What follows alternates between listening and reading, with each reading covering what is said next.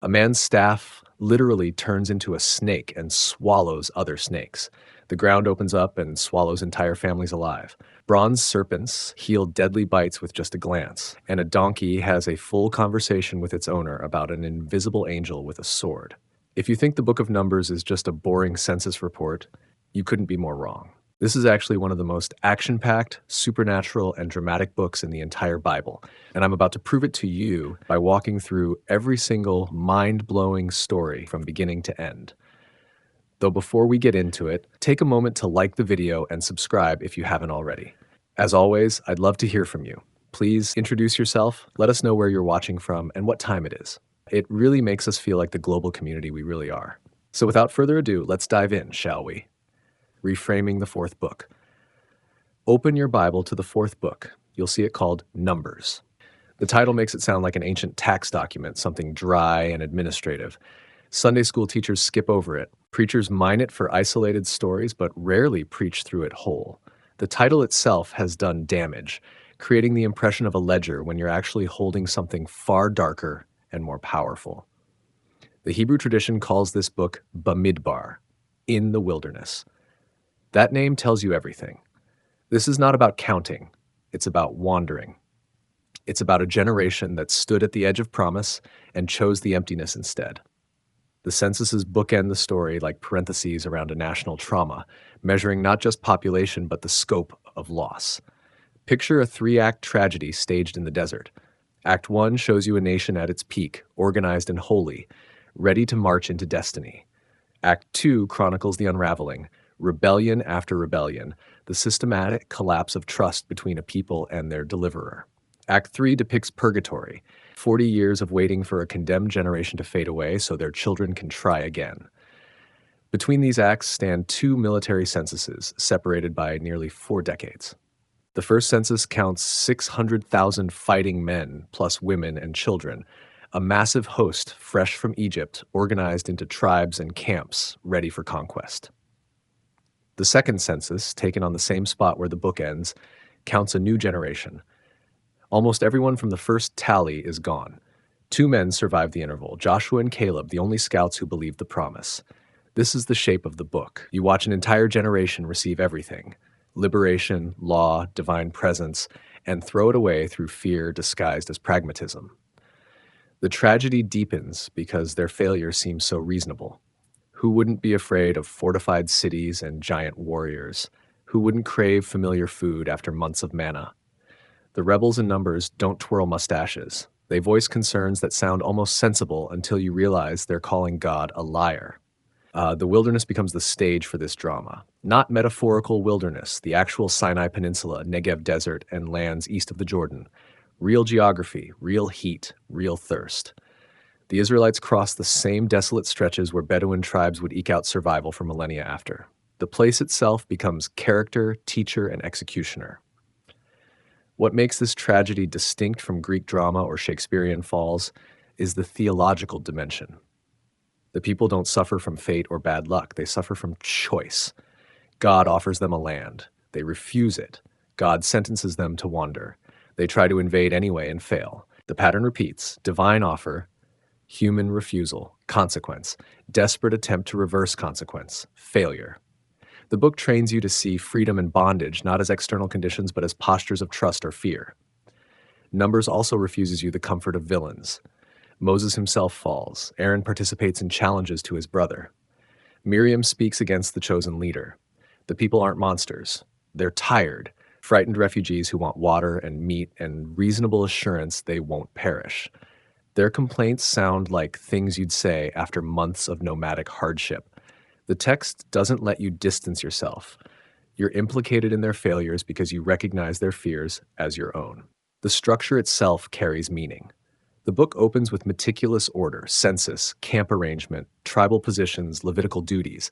Everything sorted, everyone assigned a place. By the middle section, chaos erupts: plague, earthquake, venomous serpents. The final section shows painful reconstruction: a second census, new laws, preparation for entry. But the leader who brought them this far cannot cross. The price of the wilderness years includes Moses himself, buried in an unmarked grave east of the river.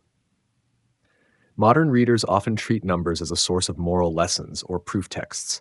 We extract the bronze serpent, the talking donkey, the budding staff, and file them away as illustrations. This approach misses the cumulative weight. The book wants you to feel the duration, the grinding repetition of desert life, the soul-crushing realization that your parents' generation chose death, and you're living in the aftermath of their choice. The census figures themselves tell the story. The first count shows a mighty host. The second shows slight decline in some tribes, growth in others, but the devastating fact is that almost no one counted in chapter 1 appears in chapter 26. A generation passed away in the interval between these lists. The numbers aren't accounting, they're obituary. This book stands as the pivot between liberation and inheritance. Exodus gets you out. Leviticus makes you holy. Numbers asks whether you trust enough to enter. Deuteronomy reviews the whole story from Moses' perspective. But Numbers gives you the raw experience. The heat, the complaints, the failures, the long empty years when nothing seems to happen except people growing old and passing away in tents. You're about to enter a story that spans 4 decades, multiple generations, and the entire theological question of whether humans can sustain trust in an invisible God when circumstances argue against him. The book is tragedy because it didn't have to end this way. The land was promised, the people were ready, everything was in place, and they said no. Act 1. Sinai's Shadow, Organization and High Hopes. The book opens on the first day of the second month of the second year after Egypt. Count backwards. Exodus happened, the law came down, the tabernacle was built and erected. Now, roughly 13 months after leaving Pharaoh, the people stand at Sinai, organized and ready to march. God commands Moses to take a census. This isn't bureaucracy for its own sake. Ancient Near Eastern censuses served military and administrative purposes. You count to know how many warriors you can field, how much food you need to provision, how to organize march order and camp layout. The census measures capacity for conquest. The count proceeds tribe by tribe. Reuben, Simeon, Gad, Judah, Issachar, Zebulun, Ephraim, Manasseh, Benjamin, Dan, Asher, Naphtali. Levi gets counted separately. Their role differs from the other tribes. The numbers are massive, 603,550 fighting men. Add women, children, and elderly, and you're looking at over 2 million people. Scholars debate these figures. Some read them literally. Others suggest scribal errors or that the Hebrew word translated thousand might mean something else, clan, unit, or military company. The debate matters less than the narrative function. The text wants you to grasp that this is a substantial host, not a ragged band of refugees. They've grown from 70 people entering Egypt centuries ago to a nation that could challenge Canaanite city-states. After counting comes arranging. God gives Moses specific instructions for camp layout. The tabernacle sits at the center. Immediately surrounding it, the Levites camp, Kohathites to the south, Gershonites to the west, Merarites to the north. Moses, Aaron, and Aaron's sons camp on the east side, guarding the entrance. Beyond the Levites, the 12 tribes arrange themselves in 4 groups of 3, one group on each cardinal direction. The eastern camp includes Judah, Issachar, and Zebulun. Judah leads, positioned symbolically before the tabernacle entrance. The southern camp holds Reuben, Simeon, and Gad. The western camp, Ephraim, Manasseh, and Benjamin, Joseph's descendants. The northern camp, Dan, Asher, and Naphtali. Each tribal cluster has a designated leader, specific numbers, and assigned position. This arrangement creates a massive square or rectangle with the tabernacle at dead center. When they march, the order matters. Judah's camp leads, the tabernacle and its carriers follow, surrounded by Levites. The remaining tribes bring up the rear and flanks. Picture it, a mobile city structured around sacred space, processing through desert like a living diagram of cosmic order. The Levites receive special attention. Unlike the other tribes counted for warfare, Levites are set apart for sanctuary service. The firstborn of every Israelite family technically belongs to God, consecrated after the Passover when God spared Hebrew firstborns in Egypt. But instead of claiming every family's eldest son, God accepts the Levite tribe as substitute. The Levites become living redemption, standing in the place where all Israel's firstborn would otherwise serve. Each Levitical clan has distinct duties.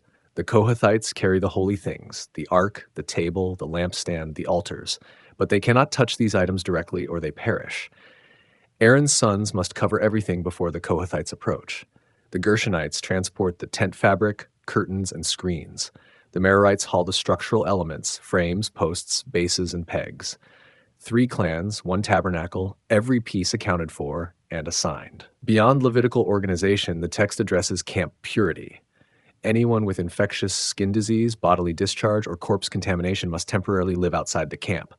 This isn't arbitrary squeamishness. The camp itself is holy because God dwells in its midst. Impurity isn't sin, but it's incompatible with proximity to divine presence. The regulations protect both the individual and the community. The section also includes laws about restitution, jealousy trials, and Nazirite vows. These seem scattered until you realize they all address holiness and community. Restitution laws ensure justice. The jealousy trial provides judicial process for accusations that might otherwise destroy families. The Nazirite vow allows individuals to consecrate themselves temporarily to God through abstaining from wine, cutting hair, and avoiding corpses. Samson and Samuel will later be lifetime Nazirites, but here the vow is usually temporary, a way for laypeople to intensify their devotion. Then comes the dedication of the tabernacle. Each tribal leader brings identical offerings over 12 days.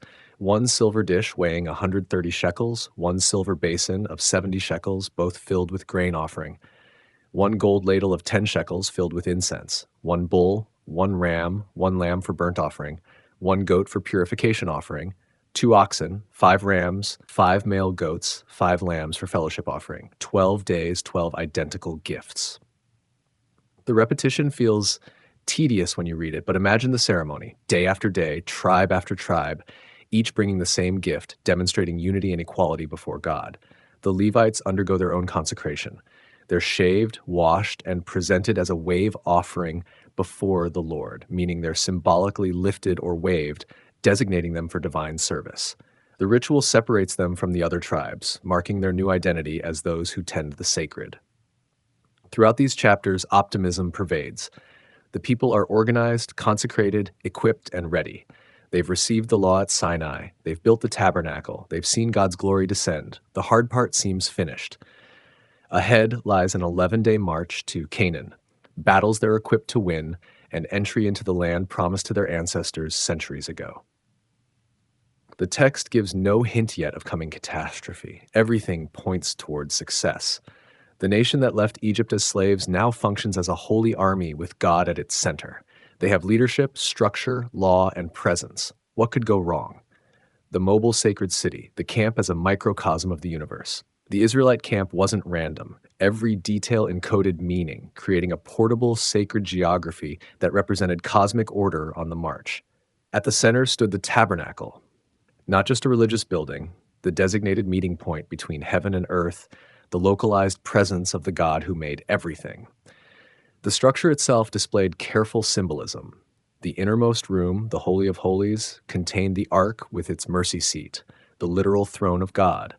1 room out, the holy place held the lampstand, the table of bread, and the incense altar, all representing aspects of creation maintained by divine order. The outer courtyard contained the bronze altar for sacrifices and the bronze basin for priestly washing.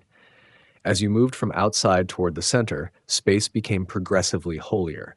Laypeople entered only the courtyard. Priests could enter the holy place daily. The high priest alone entered the Holy of Holies once yearly on the Day of Atonement. Proximity to the center required increasing holiness. Surrounding the tabernacle, the Levites formed a buffer zone. Their position wasn't incidental.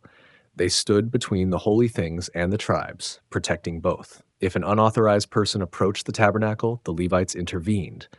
If holiness radiated outward dangerously, the Levites absorbed it. They mediated sacred space. Beyond the Levites, the 12 tribes arranged themselves in quadrants. This created concentric rectangles, tabernacle at center, Levites surrounding it, tribes forming the outer boundary. The whole camp became a mandala of holiness, with gradations of sanctity rippling outward from the divine presence at the hub. The 4 tribal camps aligned with cardinal directions, suggesting cosmic scope. In ancient Near Eastern thought, 4 directions represented totality, the whole earth. By arranging tribes this way, the camp symbolically encompassed all creation. They didn't just represent Israel, they modeled redeemed humanity organized around divine presence. Each tribe's position also carried symbolic weight. Judah camped east before the tabernacle entrance, position of honor. Judah would eventually produce kings and, according to later tradition, the Messiah. Reuben, the firstborn who lost his birthright through sin, camped south, important but not preeminent. Ephraim, Joseph's younger son who received the greater blessing, led the western camp. Dan brought up the rear, north, a position that later tradition associated with judgment and threat. When the camp moved, the order mattered as much as the static arrangement. Judah broke camp first, heading the march. Then the tabernacle was dismantled. Gershonites and Merarites carried structural elements forward. Reuben's camp followed. Next came the Kohathites bearing the holy objects, timed so the structure could be reassembled before the most sacred items arrived. Ephraim's camp followed, then Dan's, sweeping up stragglers and serving as rear guard. This mobile city covered miles when encamped. 2 million people spread across the desert, organized into tribes and clans, everyone knowing their assigned position. Ancient sources suggest the camp might have stretched several miles in each direction. When they marched, the column would extend for miles, a river of humanity flowing through wilderness. The camp also functioned as spiritual pedagogy. Every morning you woke and saw the tabernacle at the center, God's presence visible as cloud by day and fire by night. Your position relative to that center defined your identity. You weren't just a person. You were a member of a specific tribe with a specific place in relation to holiness. The layout taught constant awareness of God's centrality. The purity regulations reinforced this spatial theology. Impurity required temporary exile outside the camp. You left the ordered holy community and dwelt beyond its borders until cleansed. Then you returned. The boundary between inside and outside the camp became the boundary between purity and impurity, order and chaos, life with God and separation from Him. The camp mirrored creation itself. In Genesis, God brings order from chaos through separation, light from darkness, water from land, day from night. The camp did the same, carved ordered, holy space from the formless wilderness. As long as the structure held, as long as everyone maintained their position and purity, the camp stood as a small triumph of divine order over chaotic nature. This makes the coming rebellions more devastating. When people challenge the arrangement, questioning why Levites alone serve the tabernacle, why Moses and Aaron lead exclusively, why they can't approach God directly, they're not just complaining about authority, they're threatening to collapse the careful structure that makes divine presence among them possible. Rebellion becomes cosmic threat. The camp also anticipated the ultimate goal, Canaan itself. Once settled in the land, the tribes would spread across territories, but the tabernacle would remain central, eventually established in Shiloh, then Jerusalem. The portable order would become permanent. The temporary arrangement modeled the future state. For now, though, they live in tents. The entire city assembles and disassembles at divine command. Nothing is permanent except the presence at the center. The tabernacle can be packed, carried, and erected again elsewhere. God travels with them, and they arrange themselves around Him wherever He leads. This spatial theology explains ancient Israel's horror at the tabernacle or later temple being violated or destroyed. These weren't just religious buildings, they were the structural center of reality, the point where heaven touched earth. Attack them, and you attack the cosmic order itself. The camp embodied a vision, humanity organized properly around divine presence, every person knowing their place, holiness radiating from center to circumference. For this moment at Sinai, the vision held. The camp stood as designed, perfect order under the mountain where God gave the law. The cloud and fire, the unsettling guidance of God. On the day the tabernacle was erected, cloud covered it. From evening until morning, the cloud appeared as fire. This pattern continued, cloud by day, fire by night, visible to the entire camp. The pillars stood over the tabernacle, marking God's presence among them. The cloud guided their movement. When it lifted from the tabernacle, the Israelites broke camp. When it settled, they encamped. Sometimes the cloud stayed 2 days, sometimes a month, sometimes a year. However long it remained, they stayed. When it lifted, they marched. This sounds like blessing, direct divine guidance, no guessing, no debate. But consider the psychological weight. You can't plan. You can't say, We'll rest here 2 weeks while the flocks graze and we repair equipment. You might wake tomorrow and see the cloud lifting, requiring immediate departure, or you might plan to leave soon and find the cloud settled for months. The cloud demanded absolute trust and constant readiness. You learned to live with packed bags, so to speak. Your life became an exercise in surrender. Human autonomy yielded to divine sovereignty. You went when he said go, stopped when he said stop, and you never knew in advance which it would be. The visible presence also meant accountability. You couldn't pretend God was distant or abstract. The pillar stood before everyone daily. When you complained in view of the fire. When you sinned beneath the cloud. The presence that guided also witnessed. Privilege came with scrutiny.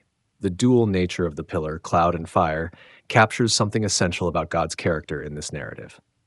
Cloud suggests covering, protection, shade in the desert heat, blessing. Fire suggests danger, holiness that consumes, the presence you cannot approach carelessly.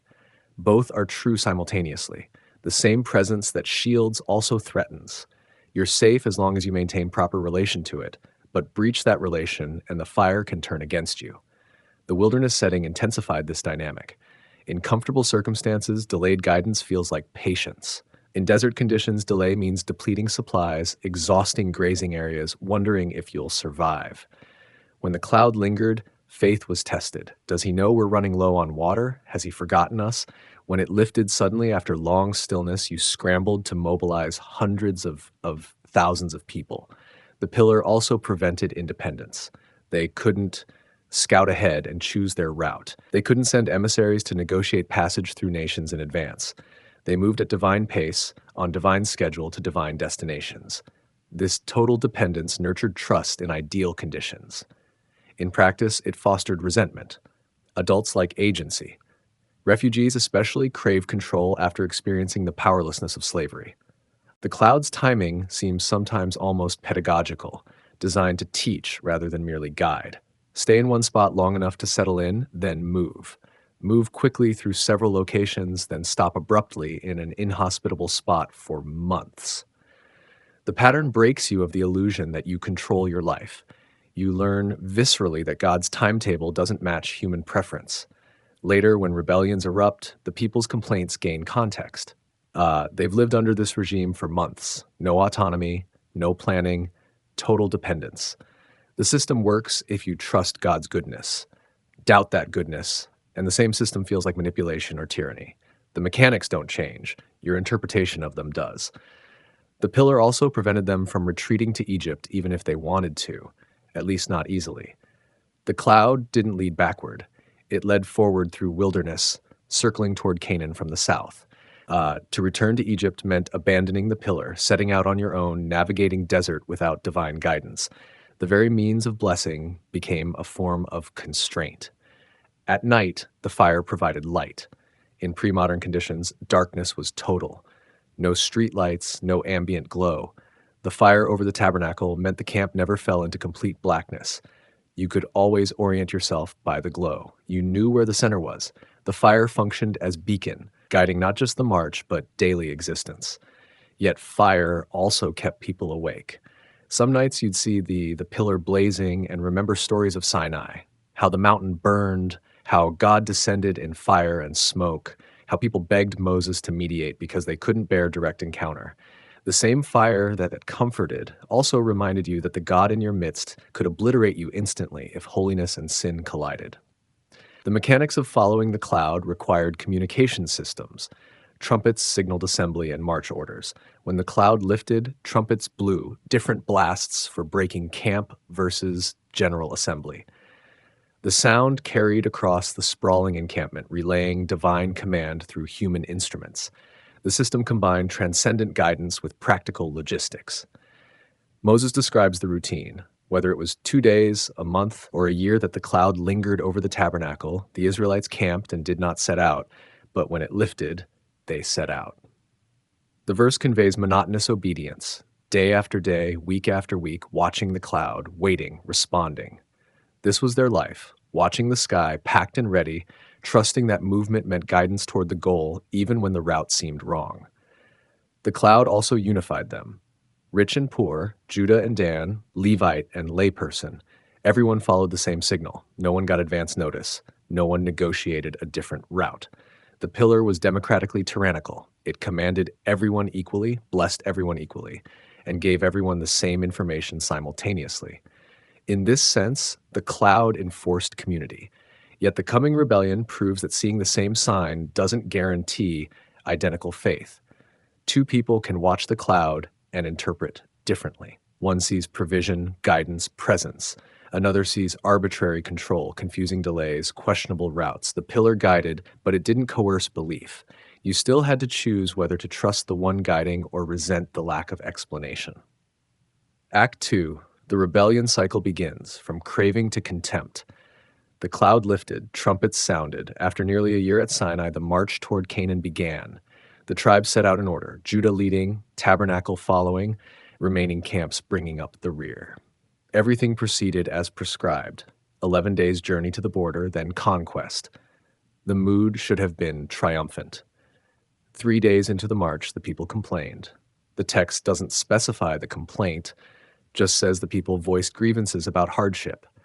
Fire broke out at the edges of the camp, consuming some of the outer tents. Moses interceded. The fire stopped. They named the place Taberah, burning, marking the first crack in unity. The second complaint followed immediately. The rabble among them, possibly the mixed multitude of non-Israelites who left Egypt with them, began craving meat. The craving spread. Soon the Israelites joined. Who will feed us meat? We remember the fish we ate in Egypt for free, the cucumbers, melons, leeks, onions, and garlic. Now our appetite is gone. There's nothing but this manna. The complaint reveals deep dysfunction. They romanticize slavery as free fish and pleasant vegetables, conveniently forgetting the forced labor, murdered infants, and brutal oppression. Manna, bread from heaven that sustained them daily, becomes this manna, said with contempt. Provision becomes prison. Gift becomes grievance. God's anger burns. Moses, caught between God's fury and the people's contempt, breaks. He prays desperately, "Why have you brought this trouble on your servant? Why have I not found favor with you, that you burden me with all these people? Did I conceive them? Did I give them birth? Why do you tell me to carry them like a nursing child to the land you promised their ancestors? Where can I get meat for all these people? They keep crying to me for meat. I can't carry all these people alone. The burden is too heavy. If this is how you're going to treat me, just end me now. Don't let me face my own ruin." Moses' prayer startles us. He's close to resignation, suicidal in his despair. Leadership has broken him. The great deliverer wants out. God responds not with rebuke, but with help. He tells Moses to gather 70 elders. God will take some of the Spirit on Moses and distribute it among them so they can share the burden of leadership.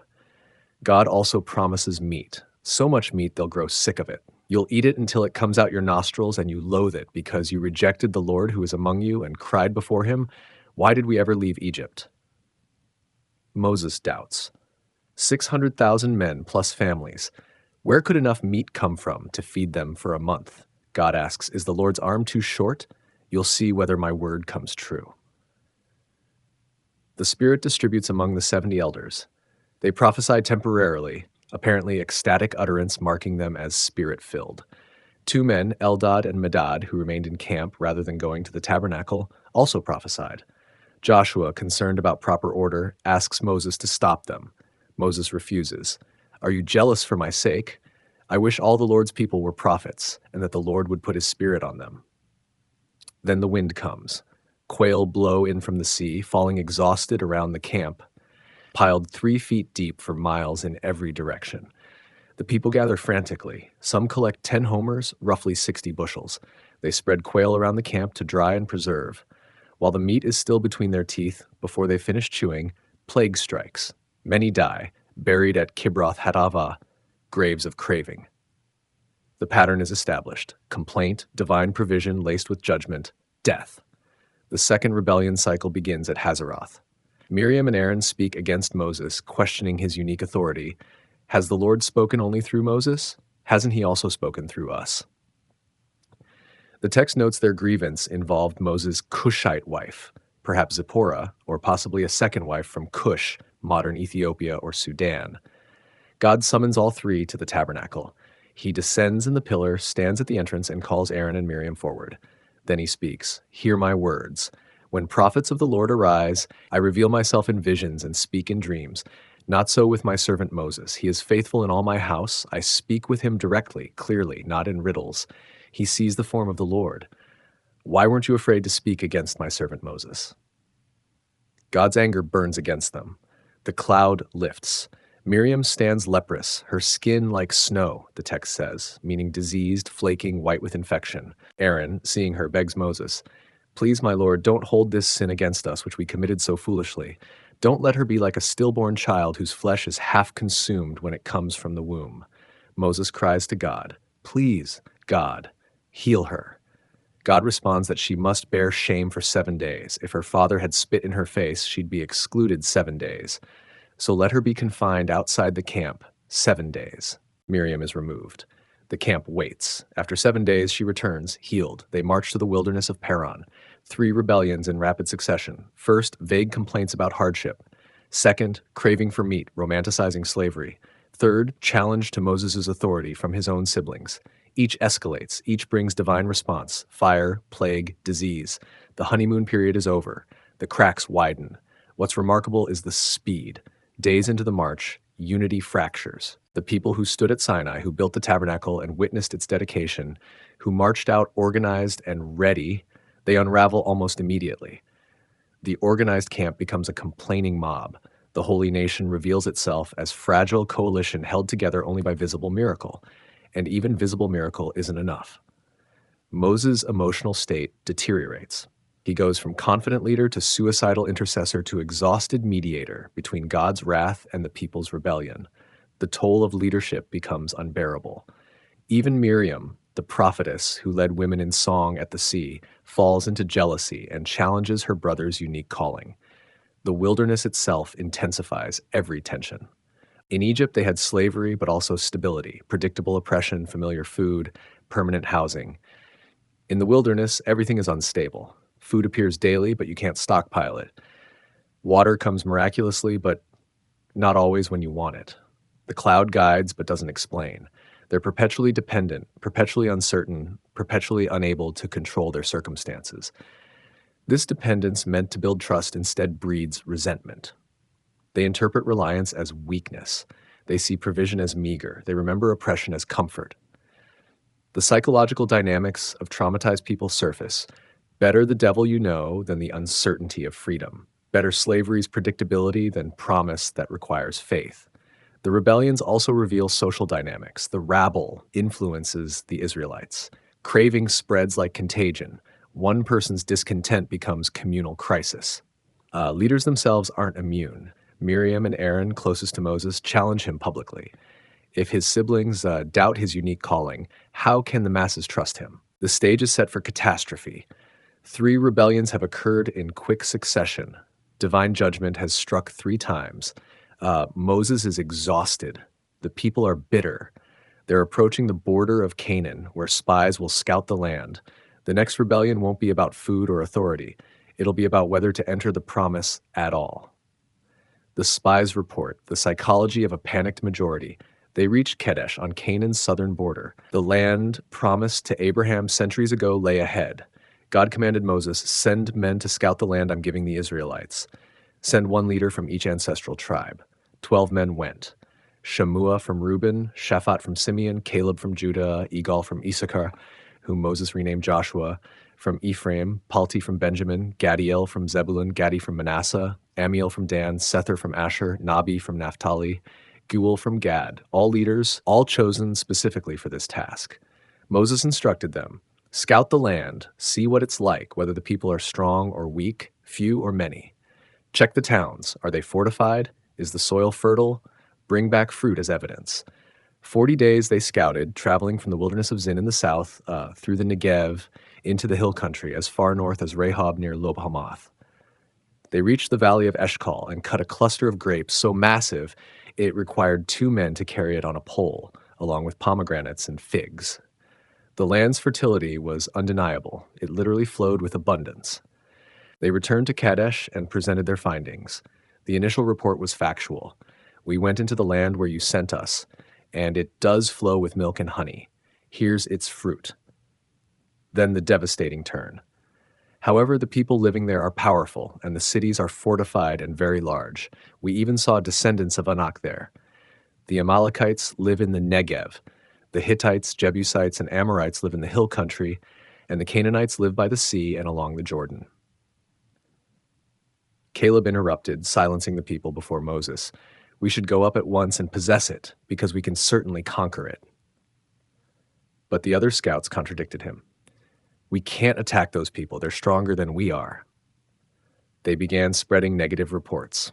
The land devours its inhabitants. All the people we saw are of great size. We saw the Nephilim there. The descendants of Anak come from the Nephilim. We seemed like grasshoppers in our own eyes, and we must have seemed the same to them. The entire community broke into weeping that night.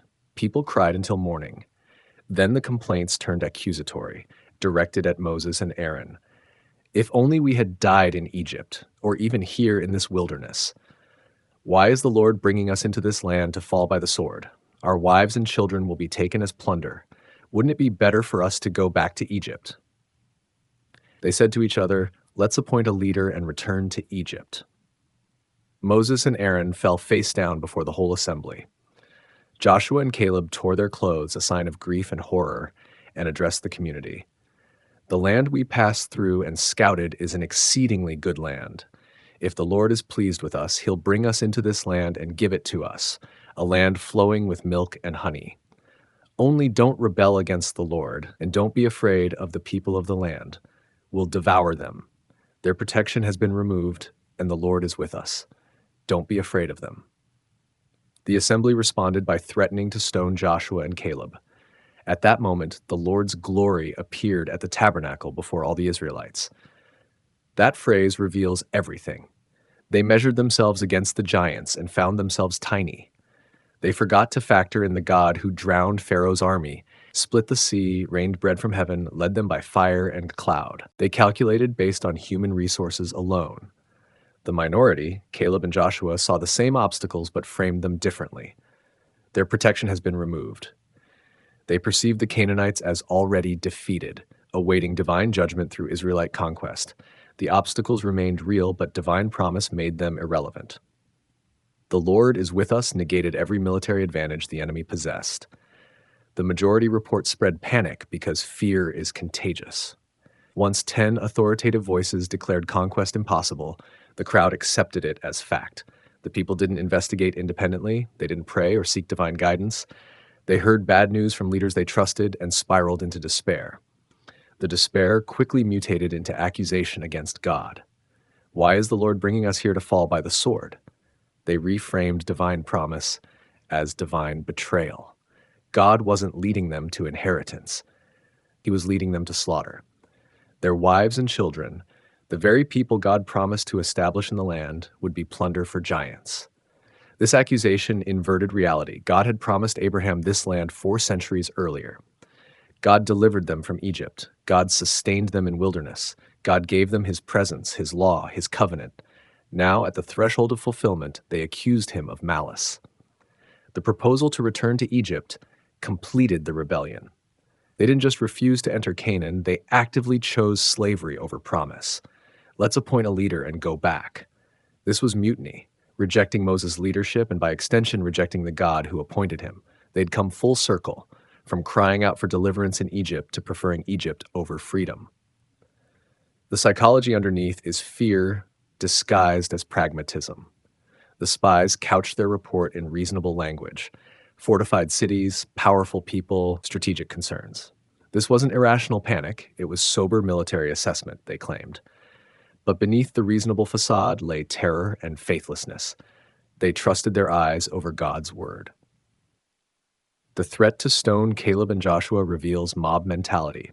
The 2 men who believed the promise became targets. Rather than consider their arguments, the crowd wanted them silenced permanently. Dissent from the consensus provoked violence. The majority, having decided conquest was impossible, couldn't tolerate voices saying otherwise. The text emphasizes corporate decision-making. This wasn't a few malcontents stirring trouble. The whole community wept, complained, and plotted return. This was national choice. 600,000 men, plus families, collectively deciding to reject the promise. The scale of the refusal magnified the tragedy. What makes the scene more painful is timing. They stood at the border.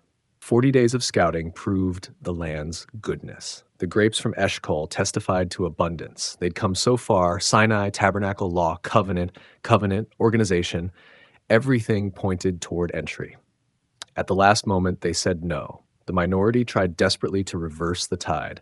Joshua and Caleb didn't just argue, they tore their clothes in anguish, used emphatic language: exceedingly good land. Don't be afraid, the Lord is with us. They staked their lives on the promise. The crowd prepared to stone them for it. Divine glory appearing at the tabernacle interrupted the stoning. God had heard enough. The people's rebellion, couched as reasonable caution, was about to meet judgment, and Moses would once again stand between divine wrath and national annihilation. The divine sentence: a generation condemned to wander. God spoke to Moses: "How long will these people despise me? How long will they not trust me, despite all the signs I've performed among them? I'll strike them with plague, destroy them, and make you into a nation greater and mightier than they are." Moses interceded immediately, arguing not from the people's merit — he had none to cite — but from God's reputation. "The Egyptians will hear about this. You brought this people from among them by your power. They've told the inhabitants of this land. They've heard you are among this people, that you appear directly, your cloud stands over them, you go before them in a pillar of cloud by day and fire by night. If you end these people, the nations who've heard of your fame will say, 'The Lord wasn't able to bring this people into the land he swore to give them, so he ended them in the wilderness.'" Moses then reminded God of his own self-description from Sinai: "The Lord is slow to anger and abounding in faithful love, forgiving iniquity and rebellion. Yet he will not leave the guilty unpunished, bringing the consequences of the father's iniquity on the children to the third and fourth generation." Then Moses prayed, "Please pardon the iniquity of this people, in keeping with the greatness of your faithful love, just as you've forgiven them from Egypt until now." God answered, "I have pardoned them as you requested. Yet as surely as I live, and as the whole earth is filled with the Lord's glory, none of the men who saw my glory and the signs I performed in Egypt and the wilderness, yet tested me these 10 times and did not obey me, will ever see the land I swore to give their fathers. None of those who despise me will see it. But my servant Caleb has a different spirit and has followed me completely. I'll bring him into the land where he went, and his descendants will possess it. Since the Amalekites and Canaanites are living in the lowlands, turn back tomorrow and head for the wilderness in the direction of the Sea of Reeds." Then God laid out the specific sentence: "How long will this wicked community complain about me? I have heard the complaints the Israelites make against me. Tell them, as surely as I live, this is the Lord's declaration, I will do to you exactly as I heard you say. Your corpses will fall in this wilderness. All of you who were registered in the census, the entire number of you 20 years old or more, because you have complained about me. I swear that none of you will enter the land I promised to settle you in, except Caleb, son of Jephunneh, and Joshua, son of Nun. I'll bring your children, whom you said would be plunder, into the land you rejected, and they will enjoy it. But as for you, your corpses will fall in this wilderness. Your children will be shepherds in the wilderness for 40 years and bear the penalty for your acts of unfaithfulness until all your corpses lie scattered in the wilderness. You will bear the consequences of your iniquities 40 years based on the number of the 40 days that you scouted the land, a year for each day. You'll know what it means to have me against you." The sentence was precise. The generation that left Egypt, everyone 20 and older at the time of the census, would die in the wilderness over 40 years, 1 year for each day the spies scouted. Only Caleb and Joshua would survive to enter. The children they claimed would become plunder would inherit instead. The adults who refused the promise would wander until the last of them fell. God continued, "I, the Lord, have spoken. I swear that I will do this to the entire wicked community that has conspired against me. They will come to an end in the wilderness, and there they will die." The 10 spies who brought the bad report died immediately, struck down by plague before the Lord. Only Joshua and Caleb survived of the 12 scouts. Moses reported God's words to the Israelites. The people mourned bitterly. Early the next morning, they went up toward the ridge of the hill country, saying, "Let's go to the place the Lord promised, for we have sinned." Moses warned them, "Why are you going against the Lord's command? It won't succeed. Don't go, because the Lord is not among you. Don't let yourselves be struck down by your enemies. The Amalekites and Canaanites will face you there, and you'll fall by the sword. Because you turned from following the Lord, he won't be with you." They went anyway, presuming to march into the hill country, though neither Moses nor the ark moved from the camp. The Amalekites and Canaanites who lived in that region came down, struck them, and routed them as far as Hormah. The judgment contained terrible logic. The people said, "If only we died in the wilderness." God responded, "Your wish is granted." They claimed their children would be plunder. God said, "Your children will inherit, you will die."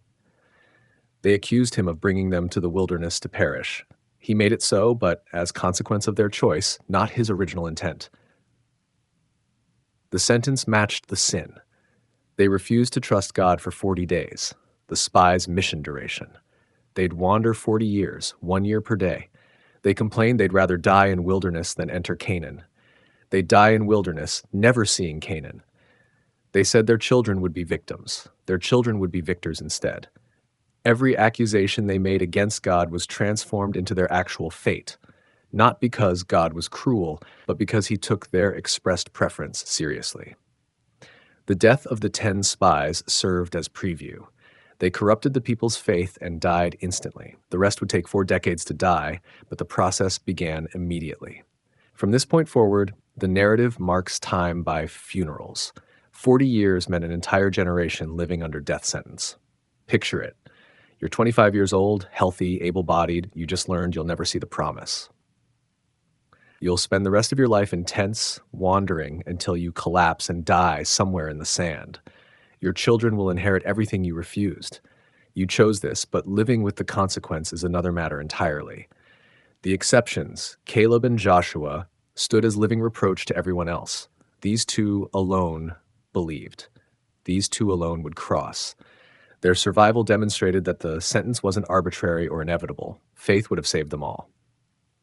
Faithlessness condemned them. The immediate attempt to invade after the decree showed human nature perfectly. After refusing to enter when God commanded, they tried to enter when he forbade it. After claiming conquest was impossible, they attempted it without divine backing. They got everything backward. Yes when God said no, no when God said yes. Presumption replaced faith. Pride replaced humility. They paid for it with a crushing military defeat at Hormah, whose name means destruction. The 40 years began, a generation condemned, 2 survivors, children waiting to inherit what their parents spurned. The failed counterattack, desperation after rejection. The Amalekites and Canaanites routed the Israelites at Hormah, driving them back in defeat. This battle lasted only verses in the text, but its theological weight is enormous. It's the first military engagement since leaving Egypt where Israel loses decisively. What made this defeat different from future battles wasn't tactics or numbers. It was timing and authorization. They attacked after God explicitly withdrew his presence. Moses warned them directly, "The Lord is not among you." The ark stayed in camp. The cloud remained stationary. Every sign indicated God's absence, yet they marched anyway. The text describes them as presuming to go up into the hill country. That word choice matters. Presumption is faith's evil twin. It looks similar, but operates from pride rather than trust. True faith acts because God commands. Presumption acts because humans decide it's time, regardless of divine instruction. Their motivation was complex. Partly genuine remorse. We have sinned suggests real conviction. Partly desperation. Facing 40 years wandering was unbearable, so they tried to undo the sentence. Partly shame. They'd just been called cowards by implication, so they attempted to prove their courage. The motivations were mixed, but the fundamental error was the same. They sought to claim by human effort what can only be received as divine gift. The defeat at Hormah demonstrated a principle that would repeat throughout Israel's history. God's presence makes victory possible, his absence makes defeat certain. The same cities they'd conquer 40 years later under Joshua proved impregnable now. Nothing about Canaanite military capacity changed. What changed was whether God fought for Israel. The Amalekites' presence in the battle is significant. These were the people who attacked Israel at Rephidim shortly after the Exodus, the cowardly assault on stragglers that prompted God's vow to blot out Amalek's memory. Now they served as instruments of divine judgment against Israel itself. The people God promised to protect from Amalek fell to Amalekite swords because they'd forfeited divine protection. The Canaanites' participation proved the scouts' fear correct in an ironic way. Yes, Canaanites could defeat Israel, but only when God withdrew. The 10 spies said, "We can't beat them because they're too strong." The truth was, we can't beat them if God doesn't fight for us. The scouts measured wrong variables. With God, Canaanite strength was irrelevant. Without God, even weak enemies could crush them. The defeat also validated Joshua and Caleb's earlier claim. Joshua had said their protection has been removed. He meant that divine judgment waited to fall on Canaan through Israel's conquest. The failed attack proved the principle worked in reverse. When Israel's protection was removed, they became vulnerable.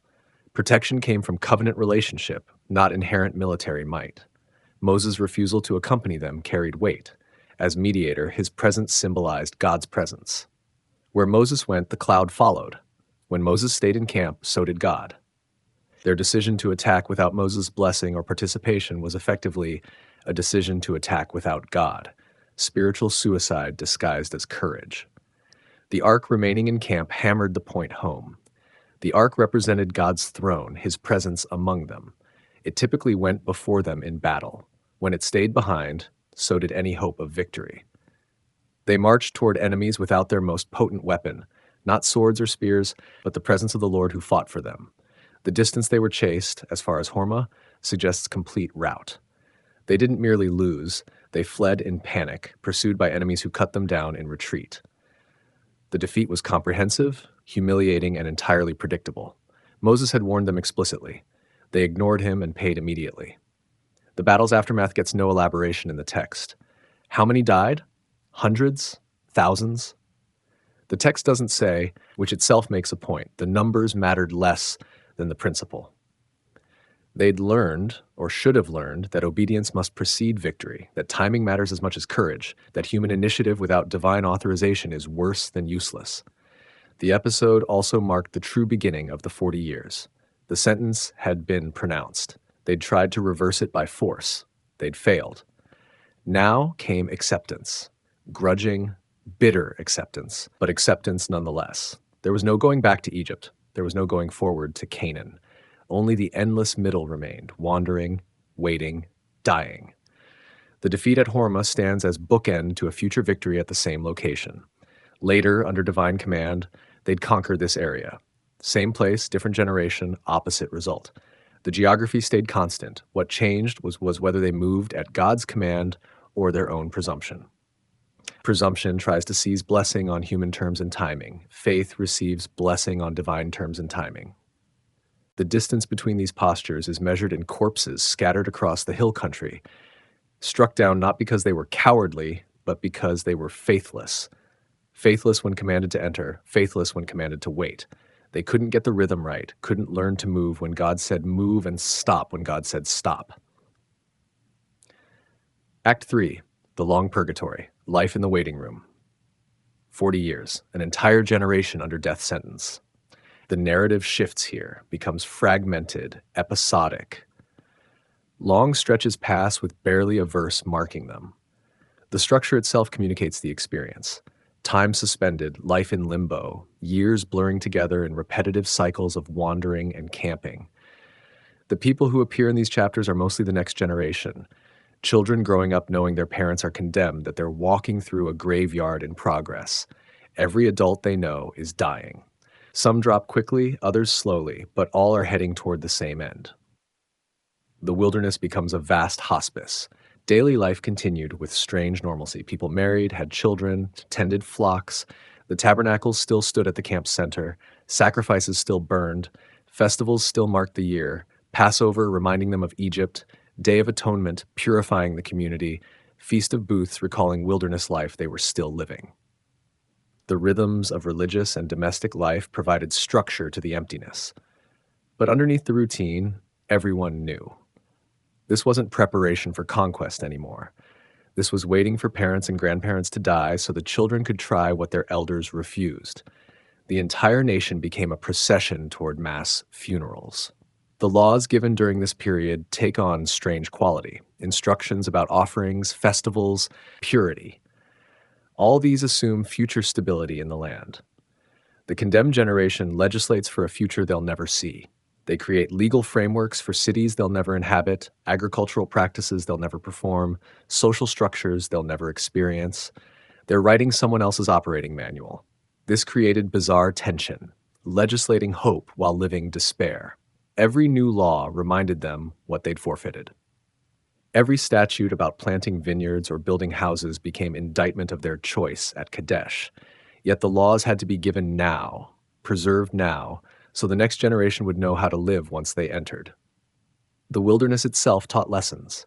Water was sporadic. Sometimes God provided from rocks, sometimes they found oases, sometimes they went thirsty. Food continued daily, manna every morning except the Sabbath. But manna never changed. 40 years of the same meal, morning after morning, sustaining but monotonous. Life reduced to bare existence. The cloud still guided, but now its movements took them nowhere, circling, backtracking, wandering through regions they'd already crossed. They weren't marching toward conquest anymore. They were marking time, tracing meaningless routes through wasteland. The pillar that once promised direction now just moved them from one empty spot to another. Children born in the wilderness knew no other life. Egypt was their parents' story. Canaan was a promise they'd heard about, but never seen. Their entire existence was tent, cloud, manna, and the knowledge that they'd inherit what their parents spurned. They were being raised on loss and promise simultaneously. The older generation lived with deepening bitterness. Some probably held on to faith, trusting God despite the sentence. Others likely grew more resentful as years passed. You can imagine conversations. We're dying because the spies scared us, because we wanted meat, because we didn't trust enough. That makes us deserve 40 years wandering. The questions had no good answers. Only the hard reality that choice had consequence. Moses himself aged through these years. He'd been 80 at the Exodus, so he was heading toward 120. The leader who brought them out would die before bringing them in. His own sentence, though for different reasons, meant he shared the fate of those he led. He'd see Jordan from Nebo, but never cross it. The death rate must have been staggering. 600,000 men means roughly 1.5 to 2 million total people. If they all died over 40 years, that's roughly 40 to 50,000 deaths annually, over 100 per day. Every day, burials. Every week, multiple families mourning. Death became normalized, expected, the background static of daily existence. Some surely tried to make the best of it. You can imagine parents telling children, "Learn from our mistake, trust God when you enter, don't repeat our failure." Others probably became cynical, bitter, teaching the next generation resentment instead of faith. The wilderness years shaped that second generation's character as much as the Exodus shaped the first's. The lack of narrative detail in these chapters mirrors the tedium. Few events get recorded because few events happened. They wandered, they camped, they moved, they camped again. Years passed, people died. The same activities repeated endlessly. The text gives you just enough to feel the grinding repetition without forcing you to read 40 years of daily trivia. But that's the point. This was punishment, not active torture, but meaningless existence. They lived without purpose beyond survival, without goal beyond waiting for death, without hope beyond their children's future. The sentence was boredom, futility, and the slow realization that you chose this, that the land was right there and you said no. The location names that get mentioned during this period, Rithma, Rimmon, Perez, Libnah, Rissa, Kehelatha, mean nothing to us. They meant nothing to them either, probably. Random spots in wilderness where they stopped briefly. No significance, no memorable events, just coordinates in a 40-year drift. Yet even in purgatory, God remained. The tabernacle traveled with them. The presence that judged them also accompanied them. They couldn't escape to Egypt. They couldn't advance to Canaan. But they weren't abandoned. God stayed, sustaining them through their sentence, keeping covenant even when they'd broken it. The tragedy deepened as years passed. Children became adults, knowing their parents' act. Generation was condemned. Those adults had children, who'd be the generation to actually enter. 3 generations overlapped in the wilderness: the condemned, the transitional, and the inheritors, all living together in tents, all moving at the cloud's command, all suspended between Egypt and Canaan. Some probably died still bitter, never accepting God's justice. Others died repentant, hoping their children would succeed. A few perhaps died at peace, having learned through decades of wandering that God's way was right, even when harsh. The text doesn't tell us, it just records that they died and were buried in the wilderness, graves scattered across miles of sand and rock. This middle section of Numbers is the book's dark heart.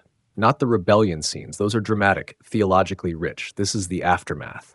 The consequence lived out day after empty day, year after year.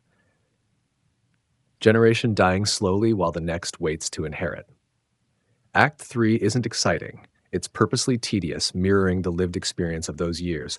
You're meant to feel the weight, the emptiness, the grinding passage of time without progress. This is what faithlessness costs.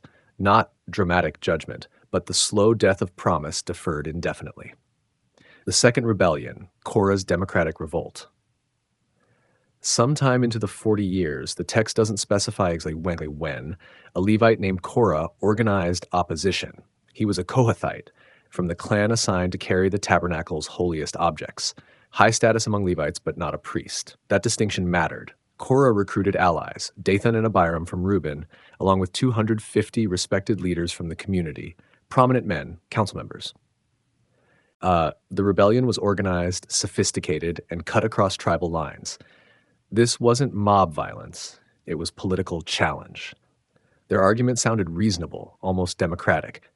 You've gone too far. Everyone in the community is holy, every one of them, and the Lord is among them. Why then do you set yourselves above the Lord's assembly? The claim had theological coherence. Back at Sinai, God had said, "You will be a kingdom of priests and a holy nation." Holiness belonged to the whole community, not just Moses and Aaron. Every Israelite was consecrated, set apart. So why did Moses monopolize leadership? Why did Aaron's family alone serve as priests? Wasn't this tyranny disguised as divine calling? Moses' response revealed how seriously he took the challenge. He fell face down, a posture of humility, but also alarm. Then he addressed Korah and his followers. "In the morning the Lord will reveal who belongs to him, who is holy, and who he will bring near to himself. The one he chooses, he will bring near. Do this. Take censers, Korah and all your followers. Tomorrow put fire in them and place incense on them before the Lord. Then the man the Lord chooses will be the Holy One. It's you Levites who have gone too far." Moses then reframed the rebellion.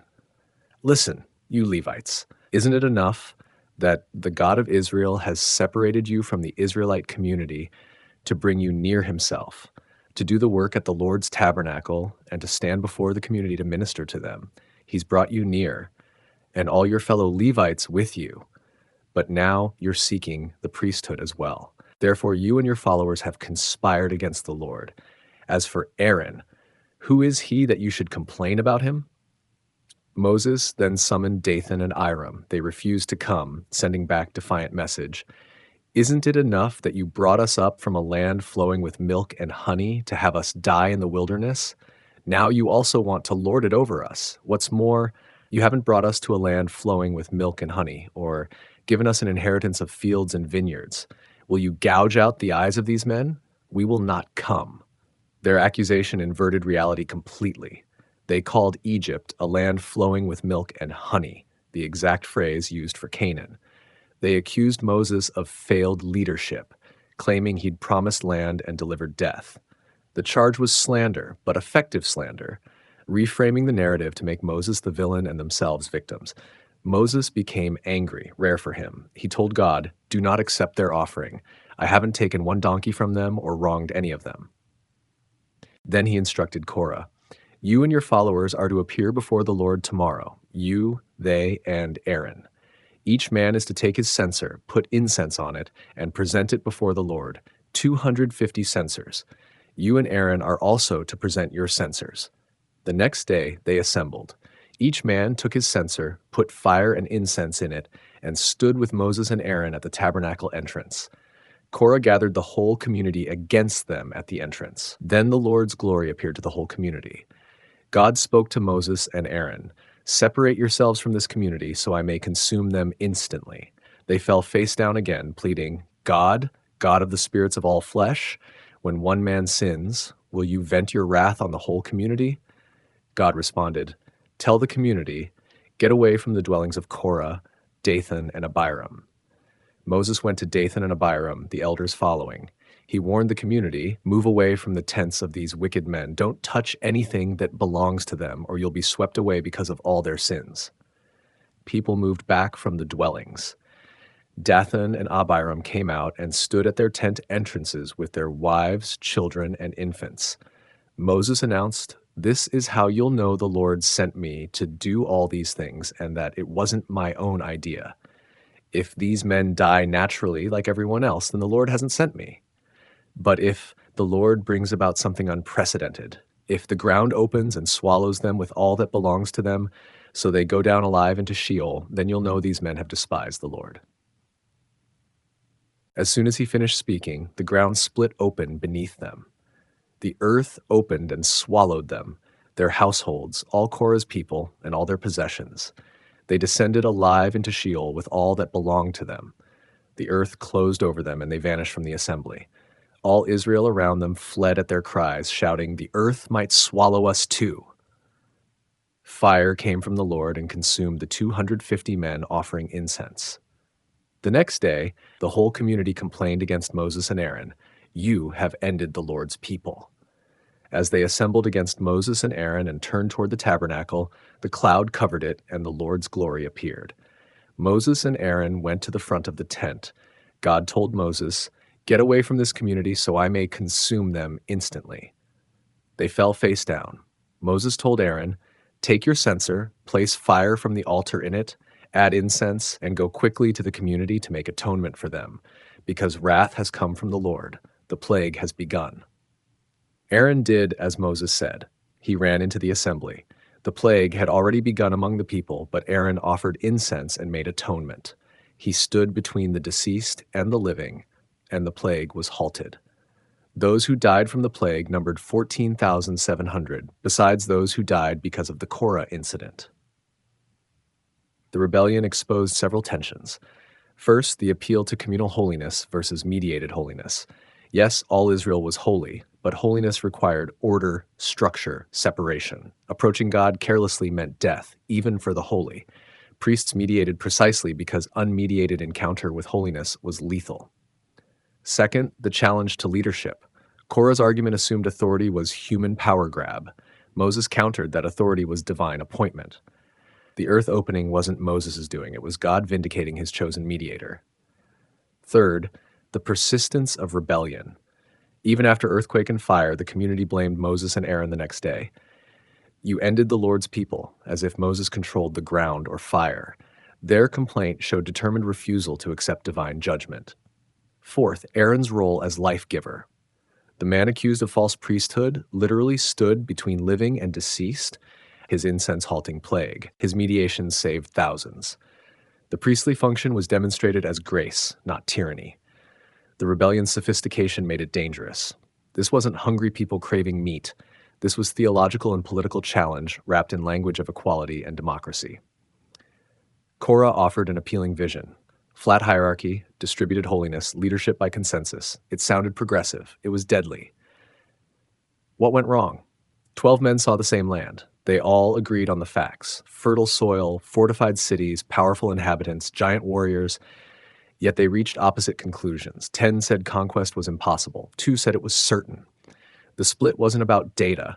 It was about interpretation, specifically about what you believe about God. The majority saw the obstacles and concluded they were insurmountable. We seemed like grasshoppers in our own eyes. I'll help you write parts 11 to 20 of this YouTube script about the Book of Numbers. Let me first verify the structure for biblical consistency and then provide the narration. Verification check. The sequence follows the biblical narrative accurately. Geographical references will use ancient terminology: Moab, Canaan, Jordan, Sinai wilderness. Events follow chronological order in Numbers. Theological interpretations align with mainstream biblical scholarship, no anachronistic references. Now let me create the script. The blooming staff, God's chosen sign of authority. The ground had opened. Families disappeared into the earth. Fire consumed the rebels. The camp stood in shock. The question remained, who speaks for God? Who mediates between the holy and the common? Korah claimed everyone possessed equal access to the divine. The earth's answer suggested otherwise, but doubt lingered. Perhaps the catastrophe was coincidence. Perhaps Moses manipulated events. The people needed something more than destruction. They needed a sign of life. God instructed each tribal leader to bring a wooden staff, 12 rods, one for each tribe. Aaron's staff represented Levi. These weren't ceremonial objects. They were dead wood, cut branches, lifeless. Moses placed them in the tent of meeting before the ark. Overnight, something impossible occurred. Morning came. Moses entered the sacred space and retrieved the staffs. 11 remained as they were, dry, unchanged, dead wood. Aaron's staff had transformed. Buds emerged along its length, blossoms opened, almonds appeared, fully formed and ripe. The entire life cycle of a tree compressed into one night on a branch severed from its roots. The symbolism cuts deep. Human ambition produces nothing. Korah's rhetoric, however sophisticated, remains sterile. Political maneuvering bears no fruit. Authority seized by force stays barren. Aaron did nothing. He brought dead wood like everyone else. The difference came from divine choice alone. God's selection produces life. His appointment bears fruit. His designated mediator channels blessing, not because of personal merit, but because God declares it so. The almond matters. This tree blooms first in the ancient Near East. While winter still grips the land, it signals watchfulness, awakening, God's attention. The Hebrew word for almond shares roots with the word to watch.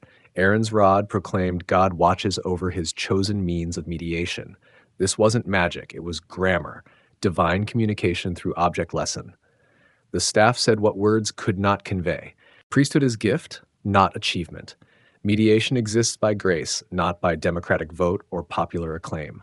The people got their answer, not through argument, but through undeniable witness. Aaron's authority came from the same source as the staff's fruit, God's inexplicable sovereign choice. Moses placed the staff before the ark permanently, a standing testimony. Future generations would see it and remember. When ambition rises, when egalitarian impulses challenge structure, when someone asks, why him and not me, the blooming staff answers, because God said so, because life comes only from his hand. The rod remained, a memorial, a warning, a comfort. Some structures exist not by human design, but by divine necessity. Mediation between holy God and sinful people requires divine appointment. Otherwise, everyone approaching the sacred space dies.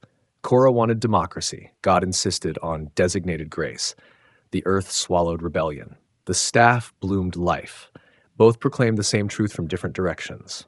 Authority that serves becomes life-giving. Authority that grasps becomes death-dealing. Aaron didn't reach for the role, it reached for him. His staff didn't force fruit. Fruit appeared as gift. The almond blossoms fell eventually. The almonds were eaten, but the wood remained, testifying. Life springs from dead things only when God chooses. No amount of human effort, clever argument, or popular support can manufacture what only divine selection produces. The camp learned to live with hierarchy, not because tyranny deserves acceptance, but because mediation deserves gratitude. Someone stands between them and consuming holiness. That someone must be chosen by God, or the mediation itself becomes deadly. The waters of Meribah, Moses' fatal mistake. 40 years compressed into silence. The text says almost nothing about these decades. The first generation died slowly, one by one, until their bones scattered across the wilderness. Their children grew, learned, watched their parents' judgment unfold. Then, on the edge of fulfillment, the cycle repeated. The new generation, not yet hardened by trial, faced the old crisis. No water. They gathered against Moses and Aaron. The complaints sounded familiar. Why did you bring us to this terrible place? Why did you lead us out of Egypt to perish in the desert? The words echoed their parents' rebellion, as if trauma carried forward in language itself. Moses had heard this before. Decades earlier, at another place without water, God told him to strike the rock. Water poured forth. The people drank. Crisis averted. This time, God gave different instructions. Take the staff, gather the assembly, speak to the rock before their eyes. Water would flow. The command was specific. Speak. not strike. Words, not violence. Rhetoric, not force. Moses and Aaron gathered the people before the rock. Frustration boiled over. Moses spoke, but not to the rock, to the people. Listen, you rebels, must we bring you water from this rock? The words dripped with contempt, exhaustion, rage accumulated over 40 years. The shift from God's provision to we was subtle, fatal. He raised the staff, once, twice. He struck the rock with force. Water gushed out, abundant, miraculous. The people drank deeply. The crisis ended. But something broke that couldn't be repaired. God spoke to Moses and Aaron immediately. Because you did not trust me to show my holiness before the people, you will not bring this assembly into the land I'm giving them. The sentence seems harsh. Water flowed, the miracle worked. What exactly was the crime? The text calls the place Meribah, quarreling. But the deeper issue wasn't the people's complaint. It was Moses' response. God intended to display his character through gentle speech, words calling forth provision, grace manifesting through verbal invitation. Moses displayed something else: anger, frustration, power exercised through violence against stone. The striking suggested water came by force, by human effort, by Moses and Aaron's exasperation finally making the rock yield. The rhetoric mattered. Moses called them rebels, technically accurate but pastorally devastating. He claimed the miracle as our action, obscuring divine agency. He struck twice, suggesting the first blow wasn't enough, that provision required repeated human effort. Every detail communicated wrong theology. God wanted the people to see him as generous provider who responds to requests. Moses showed them an angry leader beating resources from reluctant nature. The staff Moses carried bore significance. It wasn't his staff. It was Aaron's rod, the one that bloomed, the instrument of divine choice, of life springing from dead wood by God's sovereign grace. Using it to strike in anger profaned its meaning. Moses' sin wasn't disobedience alone. It was failed communication, distorted witness, misrepresenting God's character at a crucial teaching moment. The people needed to learn that God gives freely. Moses taught them the opposite. The punishment fits perfectly. Moses brought people to the edge of promise through 40 years of intercession, leadership, and sacrifice. But he couldn't complete the journey. He modeled law brilliantly. He couldn't embody the grace needed for entrance. Someone else would lead them across Jordan. Joshua, whose name means God saves, would bring them in. The transition from Moses to Joshua enacted theology. Law brings you to the boundary. Grace carries you through. Moses accepted the sentence without recorded protest. Perhaps he understood. Perhaps decades of carrying impossible burdens had prepared him for this final lesson in limitation. Even the greatest prophet remains human. Even the humblest man on earth has moments where frustration overwhelms calling. The water still flowed. God's provision continued despite failed mediation. The people drank regardless of Moses' error. Grace persisted through human weakness. But consequences remained. Moses would see the land from Nebo's heights. He would not enter. Meribah became a double memorial: God's faithfulness and human limitation, abundant water and a barred entrance, miracle and tragedy flowing from the same rock in the same moment. The bronze serpent, a paradox of salvation. The people spoke against God and Moses again. The complaints were familiar by now. No bread, no water. We hate this miserable food. The cycle of ingratitude continued, even among those who should have learned from their parents' fate. God's response was immediate. Venomous serpents entered the camp. The text calls them seraphim, burning ones. Their bite inflamed flesh. People died in agony. The wilderness, which had provided manna and quail, now provided death. The people recognized their sin quickly this time. They came to Moses with confession. We sinned. We spoke against God and against you. Pray to God to remove the serpents. Moses interceded as always. But God's answer twisted expectation. He didn't remove the serpents. The threat remained. Instead, he provided a way to survive within the danger. Make a serpent of bronze, God instructed. Set it on a pole. Anyone bitten should look at it. Those who looked would live. Moses obeyed. He fashioned the bronze serpent and raised it high where everyone could see. The remedy seemed absurd. Look at an image of the thing destroying you. Gaze upon a metal replica of your death. This will save you. Yet it worked. Those bitten, feeling venom course through their bodies, looked up at the bronze serpent. They lived. Those who refused to look, perhaps thinking the cure too simple or strange, died from their wounds. The paradox cuts to the heart of biblical soteriology. Salvation comes through the symbol of judgment. Healing arrives by facing the instrument of death. The serpent on the pole embodies both curse and cure, wound and remedy, in single image. The serpent carried weight beyond immediate crisis. In Eden, the serpent brought death through deception. Here, a serpent brings life through honest confrontation. The bronze material mattered, permanent, reflective, crafted by human hands at divine command. Not a living serpent, but its essential form. Death's shape emptied of death's power. Looking required something profound. It demanded trust that defied reason. Your body burns with venom. Your flesh swells. Death approaches, and the cure is to stare at a metal snake? The action seemed ridiculous, ineffective, too simple, but simplicity was precisely the point. Salvation doesn't come through complex ritual or heroic effort. It comes through trust, through looking away from yourself and toward what God provides, no matter how strange the provision appears. Those who looked acknowledged their need. The act admitted helplessness. You couldn't heal yourself. You couldn't extract the venom. You couldn't earn survival. You could only look. Trust. Receive. Those who refused to look likely refused to admit their condition was beyond self-remedy. Perhaps they tried other cures, herbal remedies, incantations, anything but the absurd bronze serpent. Pride interferes with survival when the cure humbles us. The serpent stayed raised for the entire journey, a permanent reminder. Some placed it in the tabernacle, tradition suggests. Generations later, it required destruction. People began worshiping it, burning incense to it, calling it Nehushtan, bronze thing. Even instruments of grace become idols when we forget they merely point beyond themselves. But in the wilderness, it served its purpose. Life came through looking. Healing came through facing judgment's image. Salvation came through the strangest means imaginable, staring at what could terminate you, transformed into what preserves you. The mechanics remained mysterious.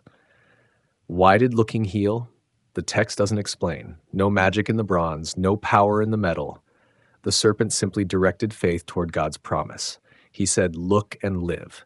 Those who trusted the word, despite its strangeness, survived. The living serpents never left. They remained in the camp, a constant danger.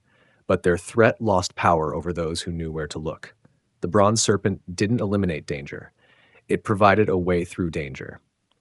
Salvation doesn't always mean removal of threat. Sometimes it means grace to endure within threat's presence. Balaam's donkey, the comedy that subverts prophecy. The story shifts tone dramatically. After serpents and divine judgment, we encounter something unexpected. Comedy, satire, a talking animal and a prophet who can't see what his donkey perceives. Balak, king of Moab, watched the people advance. He saw what happened to the Amorites. Their armies fell, their cities were taken, terror gripped him. Military opposition seemed futile. So he reached for spiritual weapons. He sent messengers to Balaam, a renowned diviner living far to the east near the Euphrates. The message was direct. "Come curse these people for me. They're too powerful. Perhaps if you curse them, I can defeat them and drive them away. I know that those you bless stay blessed, and those you curse stay cursed." The request recognized something true. Words have power. Prophetic speech shapes reality. Balaam's reputation extended across kingdoms. If anyone could curse effectively, he could. Balaam asked the messengers to wait overnight. God spoke to him that night. Don't go with them. Don't curse the people because they're blessed. Morning came. Balaam sent the messengers away. God said no. Simple answer. But Balak persisted. He sent more messengers, more distinguished ones, with promises of great honor and payment. Balaam's response reveals his character. He claimed he couldn't go against God's word, even for a palace full of silver and gold. Noble speech. But then he asked them to stay the night while he inquired of God again. Why ask twice? God already said no. The second inquiry betrayed desire. Balaam wanted the reward. He wanted permission to do what he knew was prohibited. God gave troubling permission. Go with them.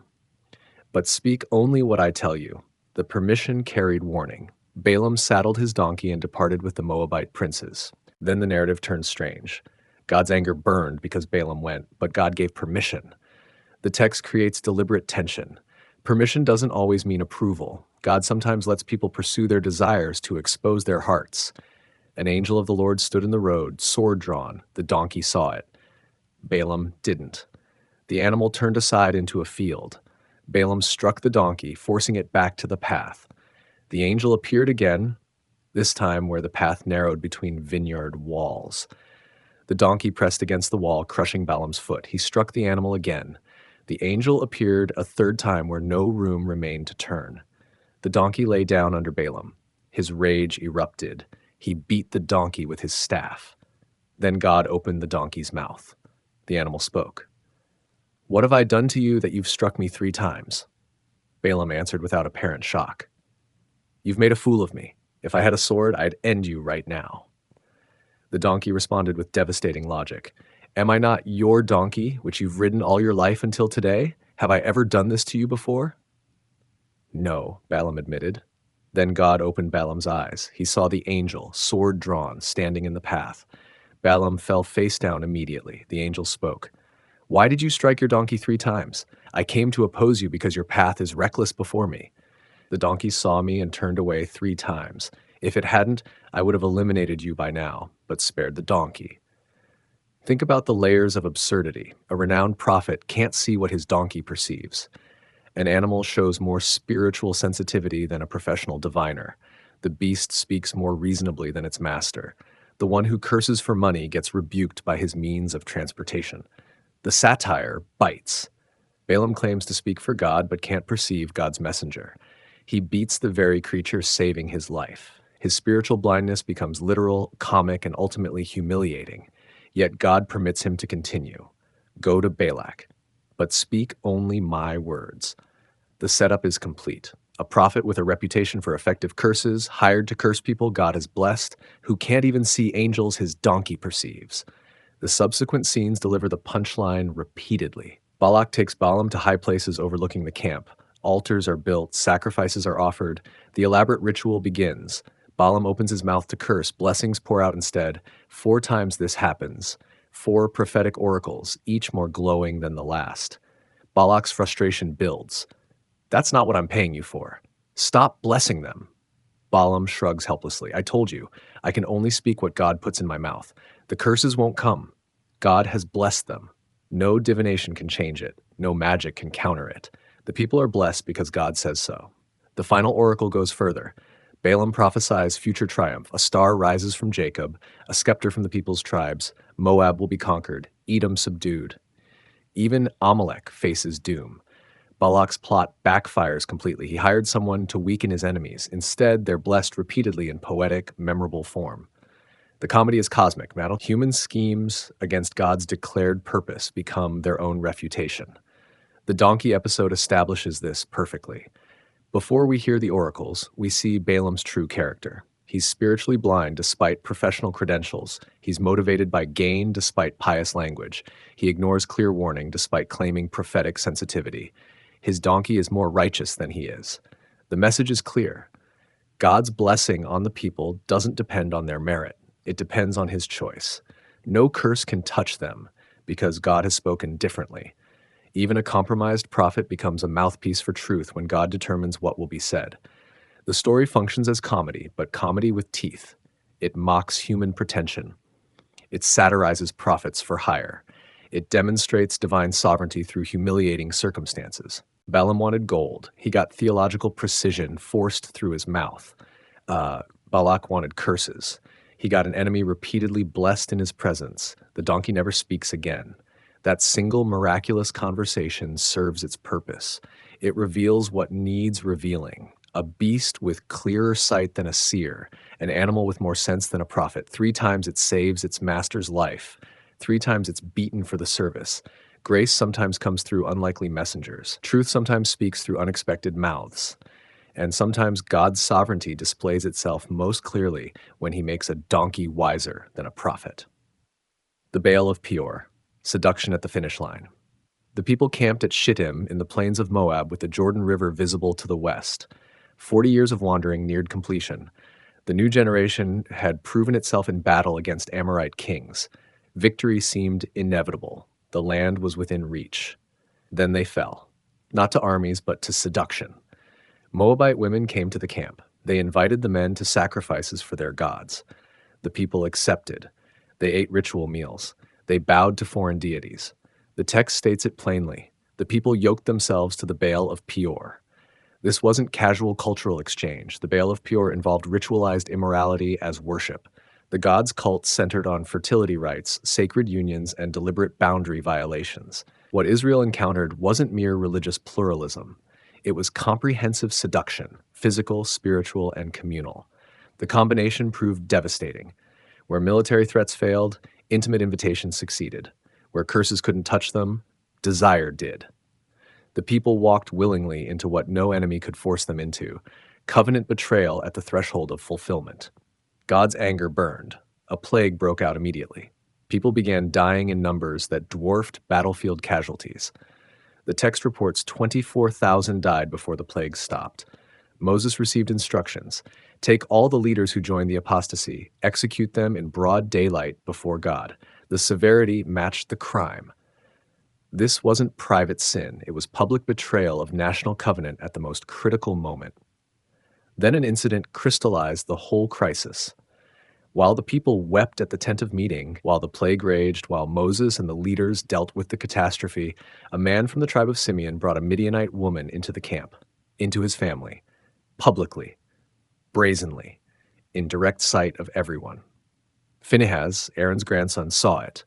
He took a spear, followed the couple into the tent, and drove the spear through both of them. The plague stopped immediately. The text presents this without moral ambiguity. Phinehas's zeal turned away wrath from the people. His action honored God's demand for holiness at the boundary. God confirmed it with a covenant of lasting priesthood for Phinehas's descendants. His zeal earned perpetual priestly status. Modern readers struggle with this passage. The violence seems excessive, the sexual dimension uncomfortable, the divine approval of Phinehas's act troubling. But the ancient context clarifies what's at stake. The people stood at the finish line. Everything their parents lost through unbelief, this generation could gain through trust. The land waited. God's promises approached fulfillment. At this exact moment, wholesale abandonment of covenant would nullify everything. 40 years in the wilderness would become meaningless if they entered the land already compromised, already unfaithful, already syncretized with Canaanite religion. The plague wasn't arbitrary divine anger. It was consequence. Covenant violation brings death because covenant sustained life in the first place. The relationship with God enabled everything: the Exodus, the wilderness survival, the military victories. Breaking that relationship removed the foundation. Death followed naturally. Phinehas's act stopped the plague because it represented the community's rejection of the betrayal. One man's public zeal symbolized what should have been everyone's response. The brazen couple represented the crisis. Phinehas's spear represented resolution. The community's tolerance had to end for the community's survival. The strategic timing reveals deeper pattern. This wasn't random temptation. Balak couldn't curse them. Balaam's oracles blessed them instead. But Balaam gave Balak advice, tradition records: if you can't curse them, corrupt them, lead them into sin. God will judge them himself. The Moabite Midianite seduction followed this strategy precisely. External opposition failed, internal corruption succeeded. Where frontal assault was repelled, subtle infiltration worked. Where military defeat was impossible, moral compromise achieved the same result. The danger wasn't merely physical desire, it was theological erosion. The Baal of Peor offered a competing vision: fertility without faithfulness, pleasure without covenant, religious experience without exclusive loyalty. The people could have everything: their God and these gods, their identity and Moabite practices, their distinctiveness and cultural integration. This illusion almost destroyed them. You cannot serve both. You cannot maintain covenant while embracing what covenant explicitly forbids. The land they were about to enter was full of these temptations. Canaanite religion permeated the culture. If they couldn't resist at Shittim, they would dissolve in Canaan. The plague's death toll exceeded losses from the golden calf incident. The severity matched the proximity to fulfillment. They had one task left: cross the river and take possession. The tragedy was dying at the door, perishing at the threshold, losing everything within sight of having it all. 24,000 died. The survivors learned the hardest lesson yet. The greatest danger isn't external opposition, it's internal compromise. The deadliest threat isn't the enemy you face in battle, it's the seduction you welcome into camp. The crisis also exposed who they really were at this point, a generation tempered by their parents' failure, tested by wilderness discipline, victorious in initial battles, yet still vulnerable to the oldest temptation, the belief that you can have God's promises while ignoring God's terms. Phinehas's spear created a memorial. His zeal established a standard. His descendants would serve as priests precisely because he demonstrated what priesthood requires: willingness to act when the community's covenant life hangs in balance, even when action costs everything. The plague ended, the dead were buried, the people purified themselves, and the lesson remained, carved into memory by loss. Victory comes through faithfulness, not merely through strength. Defeat comes through compromise, not merely through battle. The finish line is where you're most vulnerable, not most secure. They would remember Shittim. The name itself, acacias, would carry bitter weight. Beautiful trees, dark memory. The place where they almost lost everything within sight of receiving it all. A new generation, the second census and daughters' rights. After the plague, God commanded another census. Count the people again. Take a full military registration. The first census happened at Sinai at the journey's beginning. This second census happened on the plains of Moab at the journey's end. The numbers tell the story. The first census counted 603,550 fighting men. The second census counted 601,730. Nearly identical totals, different people. Every man counted in the first census had died. Not one crossed over. Joshua and Caleb alone survived from the original military-age population. The second census counted entirely new individuals, sons who watched their father's generation perish, men who growing they existed because of their parents' failure and God's patience. The census wasn't merely administrative, it served theological purpose. The new generation was complete, ready, numerous enough, strong enough. The wilderness hadn't depleted them. 40 years of wandering hadn't destroyed the nation. They emerged from judgment prepared for conquest. The census also determined inheritance portions. The land would be divided according to tribal size. Each clan would receive territory proportional to their numbers. The census linked present reality to future possession. Your place in the wilderness counted toward your place in the land. But then something unprecedented occurred. 5 women stepped forward with a legal challenge that would reshape inheritance law. Zelophehad, from the tribe of Manasseh, had died in the wilderness. He left 5 daughters, Mala, Noah, Hoglah, Milcah, and Tirzah. No sons. Under existing law, their father's name and inheritance would disappear. His portion would dissolve into the tribe's general holdings. His daughters would become dependent on male relatives, receiving nothing in their own right. The daughters approached Moses, Eleazar the priest, the leaders, and the entire assembly at the tent of meeting's entrance. Public setting. Official forum. They presented their case clearly. Why should our father's name disappear from his clan because he had no son? Give us property among our father's relatives. The request was revolutionary. Women didn't inherit land.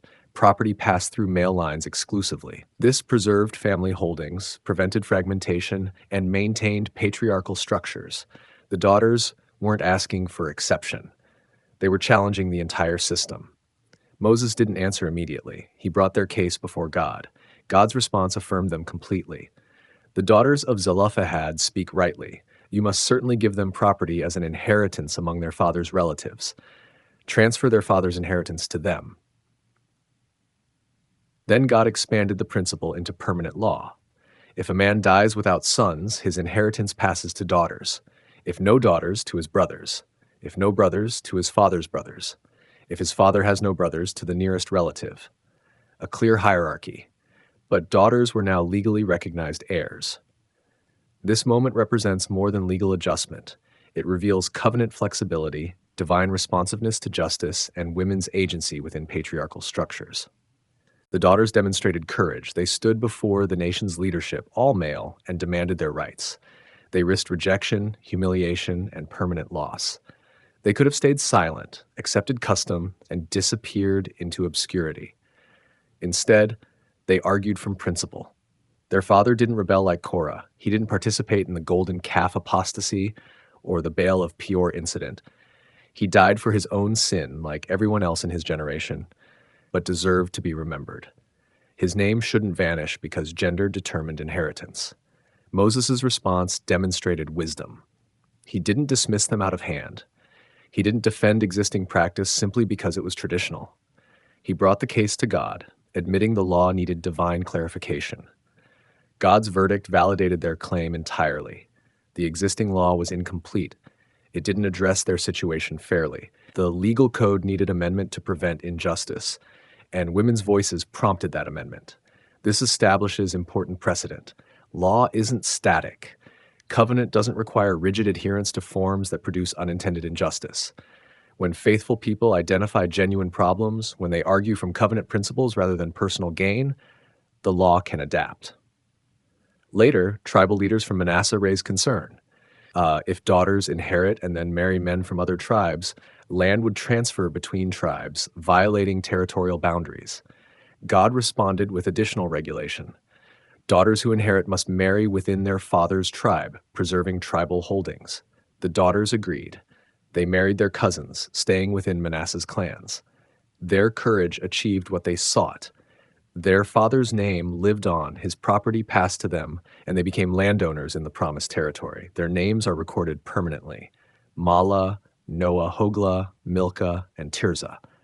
5 women who changed inheritance law for every generation after them. Their case established that women could inherit, own land, and participate in covenant community as property holders, not merely as dependents. The timing matters. This happened after the plague, after the crisis of Baal of Peor, after the second census confirmed the new generation's readiness. At the moment of preparation for conquest, God addressed internal justice. Before they took the land, they needed to ensure they would distribute it fairly. The daughter's case also demonstrated something about this new generation. They questioned when questioning served justice. They approached authority respectfully but firmly. They argued from principle, not merely from personal interest. They represented the kind of faithful engagement with law that strengthens community rather than fractures it. The second census counted them. The legal case vindicated them. The land would include their portion. 5 women who refused to accept injustice as inevitable. 5 daughters who proved that covenant community means continual refinement toward fairness, not rigid preservation of tradition regardless of cost. They inherited. Their father's name remained. And biblical law expanded to include them. The new generation was indeed ready, not just for warfare, but for justice. The Book of Wars, lost epics and ritual poetry. The narrative briefly quotes something unusual, a fragment, a citation, words preserved from sources older than the text itself. From the Book of the Wars of the Lord, Waheb in Sufa and the Wadis of the Arnon. The quotation ends abruptly, incomplete, mysterious.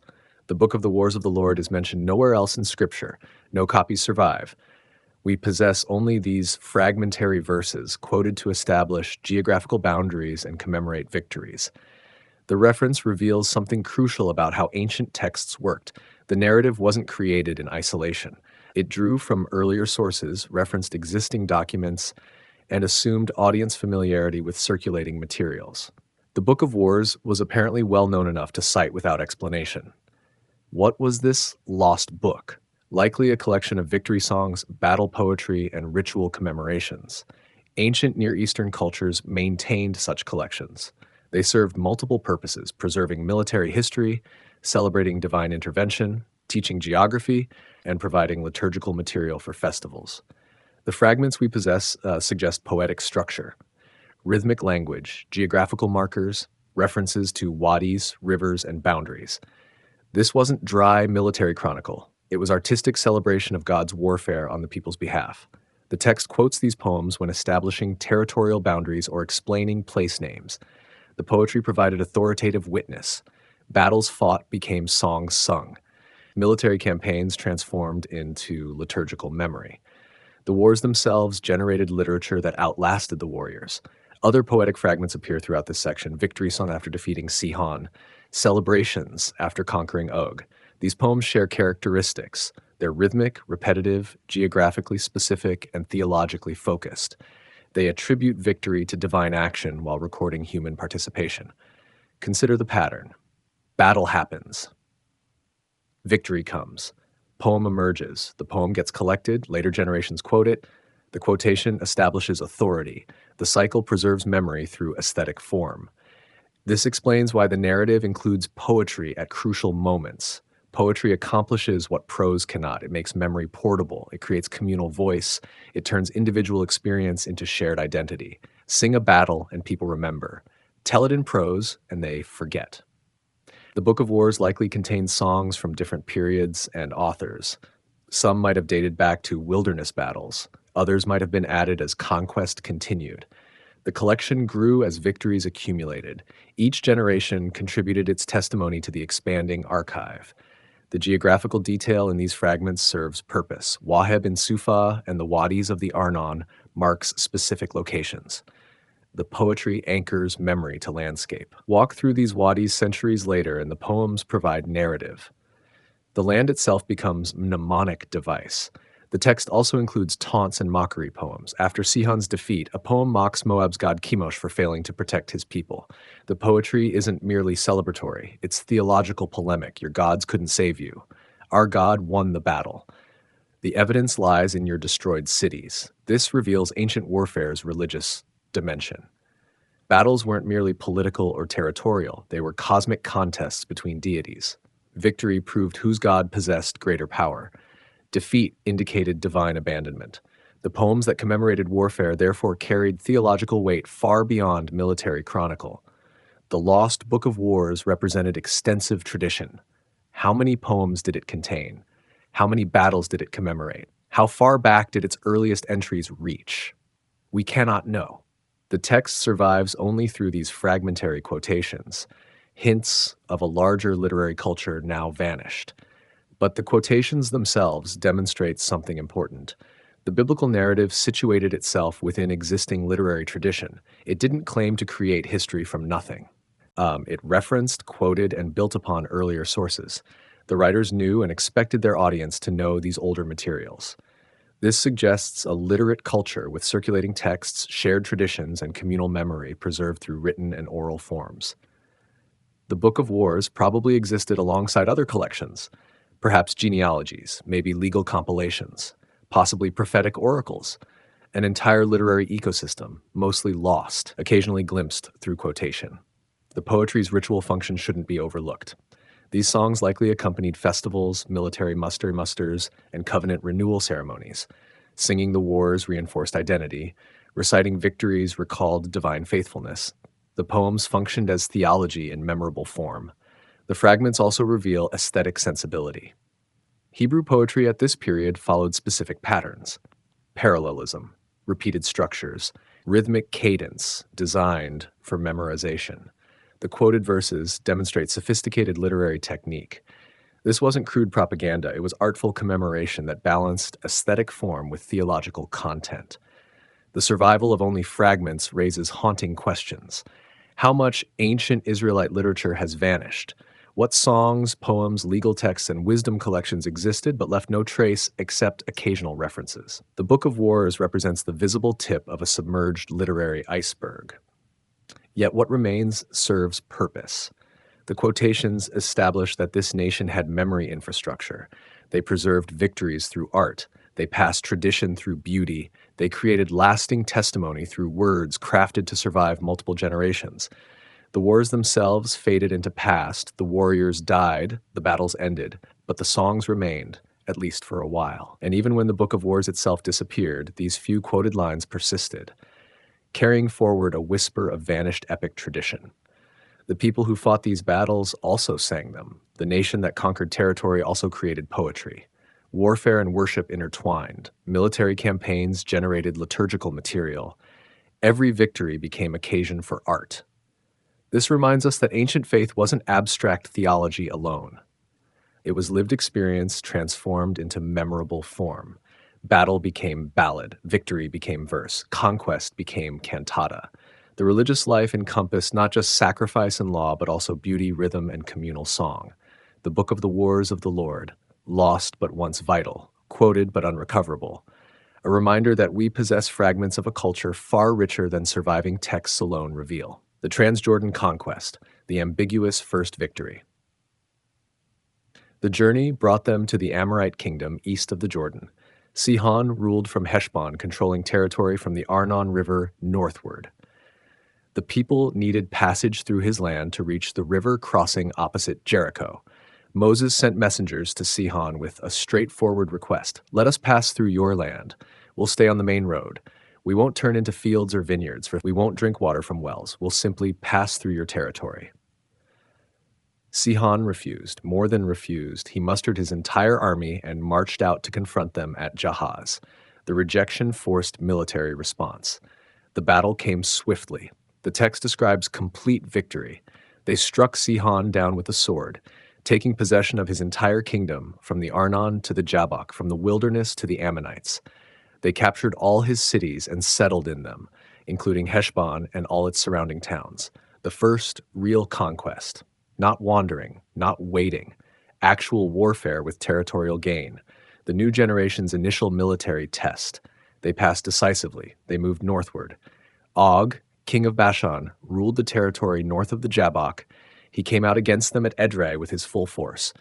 God instructed Moses directly, "Don't fear him. I've handed him over to you, along with all his people and his land. Do to him what you did to Sihon." They struck down Og, his sons, and his entire army. No survivors remained. They took possession of his land. The text emphasizes Og's stature and strength. His iron bed measured 9 cubits by 4 cubits, roughly 13 feet by 6 feet. He was among the last of the Rephaim, the ancient giants. Yet he fell like any other king. 2 kingdoms conquered, substantial territory secured. The people now controlled the entire region east of the Jordan, from the Arnon River to Mount Hermon. Rich land, good pastures, cities already built, an unexpected prize. Then complications emerged. The tribes of Reuben and Gad possessed large herds and flocks. They saw the conquered territory's value for livestock. They approached Moses, Eleazar, and the leaders with a proposal. "This land is suitable for livestock, and we have livestock. Let us settle here. Don't make us cross the Jordan." Moses' response came sharp with anger. "Should your brothers go to war while you sit here? Why discourage the people from crossing into the land God is giving them? This is what your fathers did when I sent them from Kadesh Barnea to view the land. They discouraged everyone, and that whole generation died in the wilderness. Now you're doing the same thing. Stop here, and God's anger will burn against the entire community again." The accusations struck deep. Moses saw history repeating. Another generation choosing comfort over calling. Another refusal to complete the mission. Another preference for immediate gain over covenant fulfillment. The tribes responded carefully. They weren't refusing to fight. They proposed a compromise. "Let us build pens for our livestock and cities for our families here. Then we'll arm ourselves and go ahead of the other tribes into battle. We won't return until everyone has received their inheritance across the Jordan. We don't want inheritance on the western side because we'll have received ours here on the east." Moses accepted the terms with conditions. "If you arm yourselves and fight until the land is conquered, then this territory will be yours. But if you fail to do this, you'll have sinned against God, and your sin will find you. Build cities for your families and pens for your flocks, but do what you've promised." Reuben, Gad, and half the tribe of Manasseh agreed. They would cross armed, fight with their brothers, and return only after conquest was complete. Moses formalized the arrangement before Eleazar, Joshua, and the tribal leaders. The decision created a geographic split from the start. The nation's unity would now span a river. The eastern tribes settled outside the land proper, in territory not originally promised. Their choice established precedent for living adjacent to, rather than within, the promised inheritance. The text reports this matter-of-factly, but implications ripple forward. The eastern settlement introduced division into the tribal structure. Physical separation would eventually breed cultural and religious distance. The Jordan River, meant to be crossed, became a permanent boundary within the nation itself. Yet the arrangement also demonstrated flexibility. The conquest secured more territory than initially designated. Rather than abandoning good land, they incorporated it. The tribal structure adapted to unexpected success. Pragmatism met principle, and compromise emerged. The eastern tribes kept their word. They crossed Jordan armed. They fought in conquest campaigns. They remained until the land was subdued. Only then did they return to their families and flocks east of the river. Joshua later dismissed them with blessing and acknowledging their faithful service. But questions remained. Was their choice wise? They prioritized livestock over full participation in the land of promise. They valued immediate economic advantage over complete integration with their covenant community. They settled where they stood rather than where God originally designated. The text doesn't explicitly condemn them, neither does it fully endorse them. The ambiguity reflects reality. Their decision was understandable but potentially problematic, reasonable but risky, permissible but not ideal. The Transjordan conquest itself succeeded completely. 2 kingdoms fell. No coalition formed against them. The victories came quickly and decisively. The new generation proved capable. They could fight. They could win. They could take territory. The settlement pattern, however, introduced complexity. From the beginning, the 12 tribes occupied 2 distinct regions. The Jordan River divided them geographically. That geographic division would, in time, manifest as political, religious, and cultural separation. The irony is sharp. The first conquest created the first division. Victory produced complications. Success generated new problems. They gained territory but lost unified settlement. They won battles but compromised wholeness. The eastern tribes built cities. They established themselves. They named their settlements and claimed the land. Reuben rebuilt Heshbon, Eliala, Kiriathaim, Nebo, and Baal-meon. Gad fortified Dibon, Ataroth, Aroer, and others. The half-tribe of Manasseh took Gilead and Bashan. They were home, but home was east of promise. They possessed inheritance, but inheritance was outside the originally designated land. They belonged to the nation, but they lived beyond its natural boundary. The ambiguity remains unresolved at the text's end.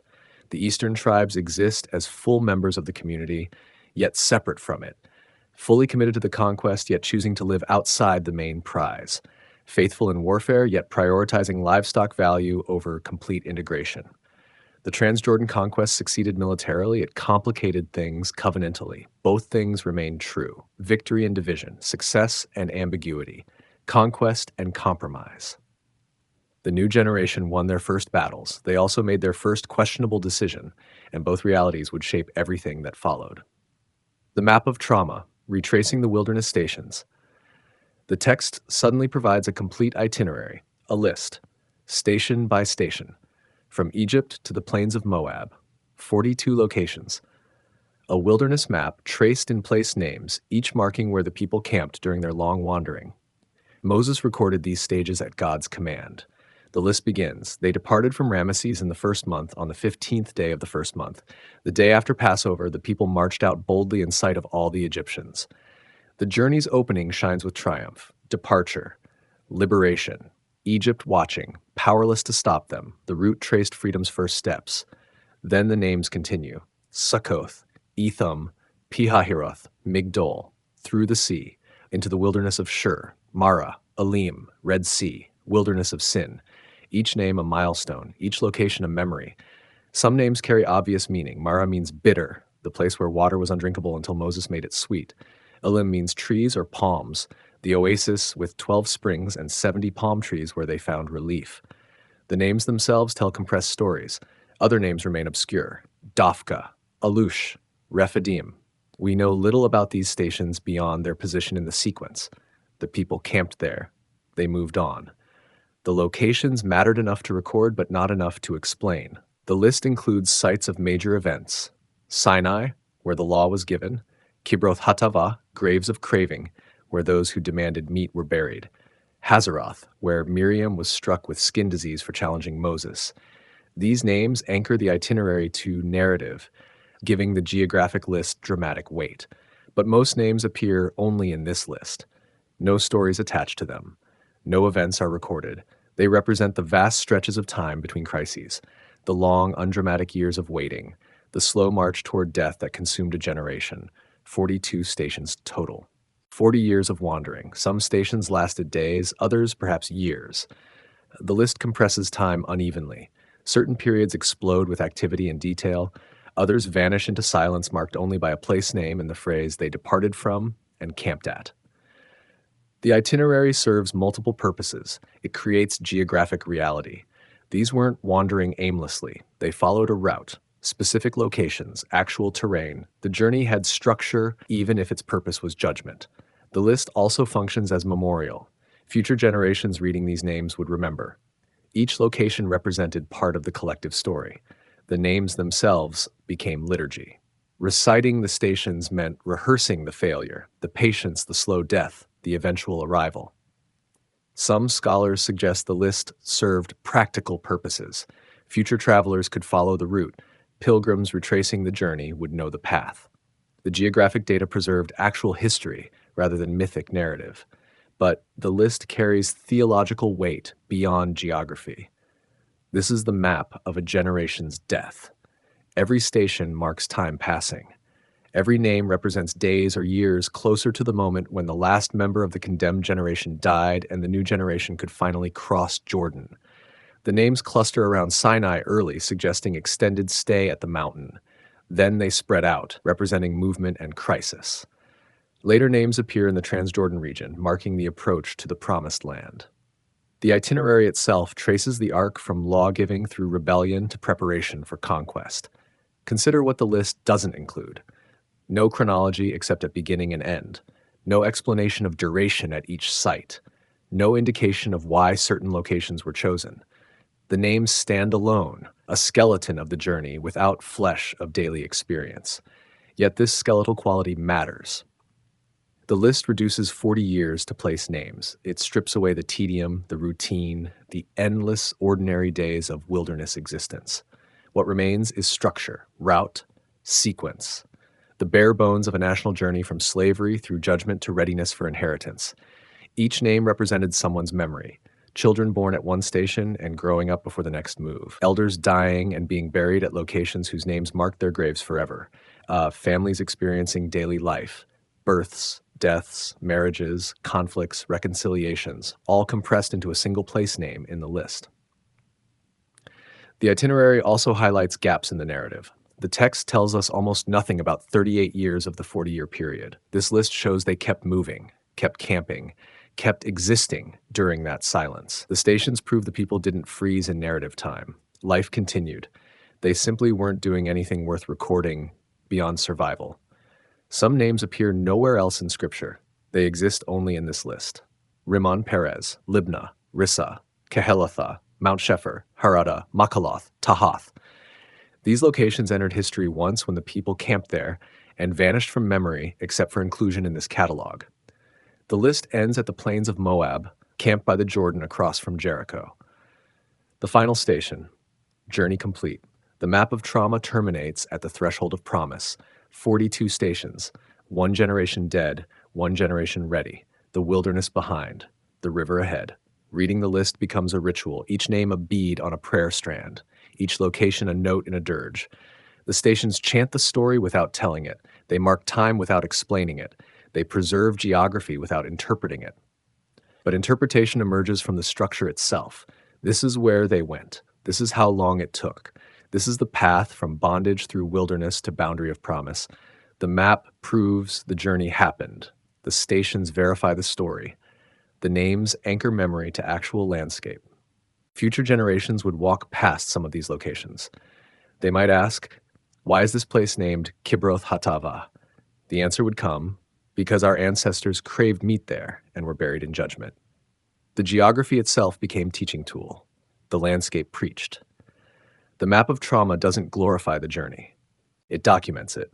The stations stand as witnesses, neither condemning nor excusing, simply marking where a nation spent 40 years learning that promise delayed is not promise denied, and that God's timeline rarely matches human expectation. On the plains of Moab, a generation prepared, a leader's farewell. The people spread across the plains of Moab, camped along the Jordan from Beth Jeshimoth to Abel Shittim. Behind them lay the wilderness. Before them flowed the river. Beyond the river rose the hills of Canaan. 40 years had passed since their parents refused to enter. That generation rested in wilderness graves, their bones scattered across the route traced in the itinerary. Only Joshua and Caleb remained from the original Exodus. Everyone else was born or raised in the desert, children of the condemned generation who inherited both promise and warning. They had been tested. Fire from heaven consumed rebels at Taberah. Quail and plague struck at Kibroth Hadhava. The earth swallowed Korah's faction. Bronze serpents saved those bitten by venomous snakes. Balaam blessed them against his employer's wishes. They fell to seduction at Baal of Peor, and 24,000 died. The second census counted survivors. The daughters of Zelophehad secured inheritance rights. They defeated Sihon and Og, claiming the Transjordan. They were no longer the nation that left Egypt. Wilderness discipline had shaped them. Their parents' failure taught them. They knew the cost of unbelief. They had seen God's judgment and God's mercy often in the same day. They understood covenant demanded faithfulness, not casual assent. Moses gathered them repeatedly in these final weeks. He reviewed the law, he reminded them of history, he warned them of coming temptations. The speeches that form Deuteronomy emerged from this moment. A prophet who cannot enter, preparing those who will. Moses himself stood at the edge of his own limitation. 120 years old, the text reports. His sight remained clear. His strength hadn't diminished, yet he would not cross. Meribah's consequences held firm. He struck the rock when God said speak. He represented God's grace as his own angry provision. The error barred him from completion. The pathos is profound. Moses led them out of Egypt. He interceded when God threatened to destroy them. He climbed Sinai to receive law. He judged disputes. He organized the camp. He endured their complaints. He watched his sister and brother die. He guided them through 40 years of purposeless wandering. And now, with the land visible from the plains, he would hand leadership to Joshua and remain behind. Yet the text reports no protest. Moses accepted the decree. He prepared Joshua publicly before the entire assembly. God instructed him to commission his successor openly, conferring authority so the people would follow when Moses was gone. The transfer of leadership demonstrated continuity and change. Joshua had proved himself. He scouted the land and brought back a faithful report. He fought Amalek. He served Moses throughout the wilderness years. He possessed the qualities needed for conquest: courage, faith, military skill, and divine blessing. But Joshua wasn't Moses. He wouldn't speak with God face to face. He wouldn't perform signs like the Egyptian plagues. He wouldn't mediate law from the mountain. His role was specific: lead the people across, allocate the land, establish them in the territory promised to their ancestors. The people themselves had transformed. They stood ready in a way their parents never did. The first generation saw miracles and complained. This generation grew up with manna and grumbling, understanding both as normal. They lived knowing their parents died for faithlessness. The lesson burned deep. Their military success against the Amorite kingdoms proved their capability. They could fight, they could conquer, they could possess territory. The question wasn't competence, it was faithfulness. Would they trust God enough to attempt what seemed impossible? Would they believe the promise despite the obstacles? The plains of Moab represented liminality, no longer wilderness, not yet promised land. A threshold space where they camped between states of existence. Behind lay judgment and formation. Ahead lay calling and risk. They stood between, a generation poised. Moses gave them everything he could: law, history, warning, blessing, curses, theological framework, practical instructions, the covenant structure, the promise's terms. He poured out wisdom accumulated over decades, knowing these words represented his final gift. The book ends without resolution. The people haven't crossed. The conquest hasn't begun. Moses lives still, though his death draws near. The narrative suspends at the moment of maximum tension. Everything prepared, nothing yet fulfilled. This literary choice matters. The book isn't about completion. It's about readiness. It's not about arrival, but approach. The entire 40-year journey distills into this moment on the plains, where a new generation stands unified, tested, and waiting. The tabernacle still stood at the camp's center. The tribes still arranged themselves around it in designated order. The priests still mediated. The sacrifices still rose. The structure that organized them at Sinai remained intact. They hadn't abandoned the order established at the mountain. They carried it forward, a mobile, sacred city approaching its permanent location. The cloud and fire pillar still guided them. They waited on divine signal to move. They had learned, painfully, that their timing wasn't God's timing. They had tried to invade without permission and failed. They had rebelled when told to advance and died. This generation understood. You go when God says go, and you wait when God says wait. The river flowed between them and the land. Jordan wasn't wide, you could see across it. Cities rose on the western hills. The distance was measurable. But distance matters less than permission. They had military strength to cross by force. They had learned to wait for divine word. Moses stood among them, ancient and vigorous, a living link to the Exodus. He remembered Egypt. He remembered the sea splitting. He remembered Sinai's thunder and smoke. He carried memory of the entire journey, including the parts others wanted to forget. His presence itself testified to God's faithfulness across 4 decades. Soon he would climb Nebo. He would look across the river at the land he wouldn't enter. He would see from the mountain what he couldn't experience on the ground. Then he would die, and God himself would bury him in an unmarked grave. The greatest prophet would leave no shrine, no tomb for pilgrimage, no location to become idolatrous focus. Joshua would lead them across, the river would part, Jericho would fall, the conquest would begin. But that story belongs to another book. This book ends here, on the plains at the threshold, like with an old man preparing to die and a new generation preparing to inherit. The tragedy was complete. The first generation failed, rebelled, and died. The consequence played out over 40 years. The survivors learned the lesson. They stood ready, different from their parents, shaped by their parents' failure into something capable of completing what the previous generation rejected. Yet hope also permeated the ending. They were here.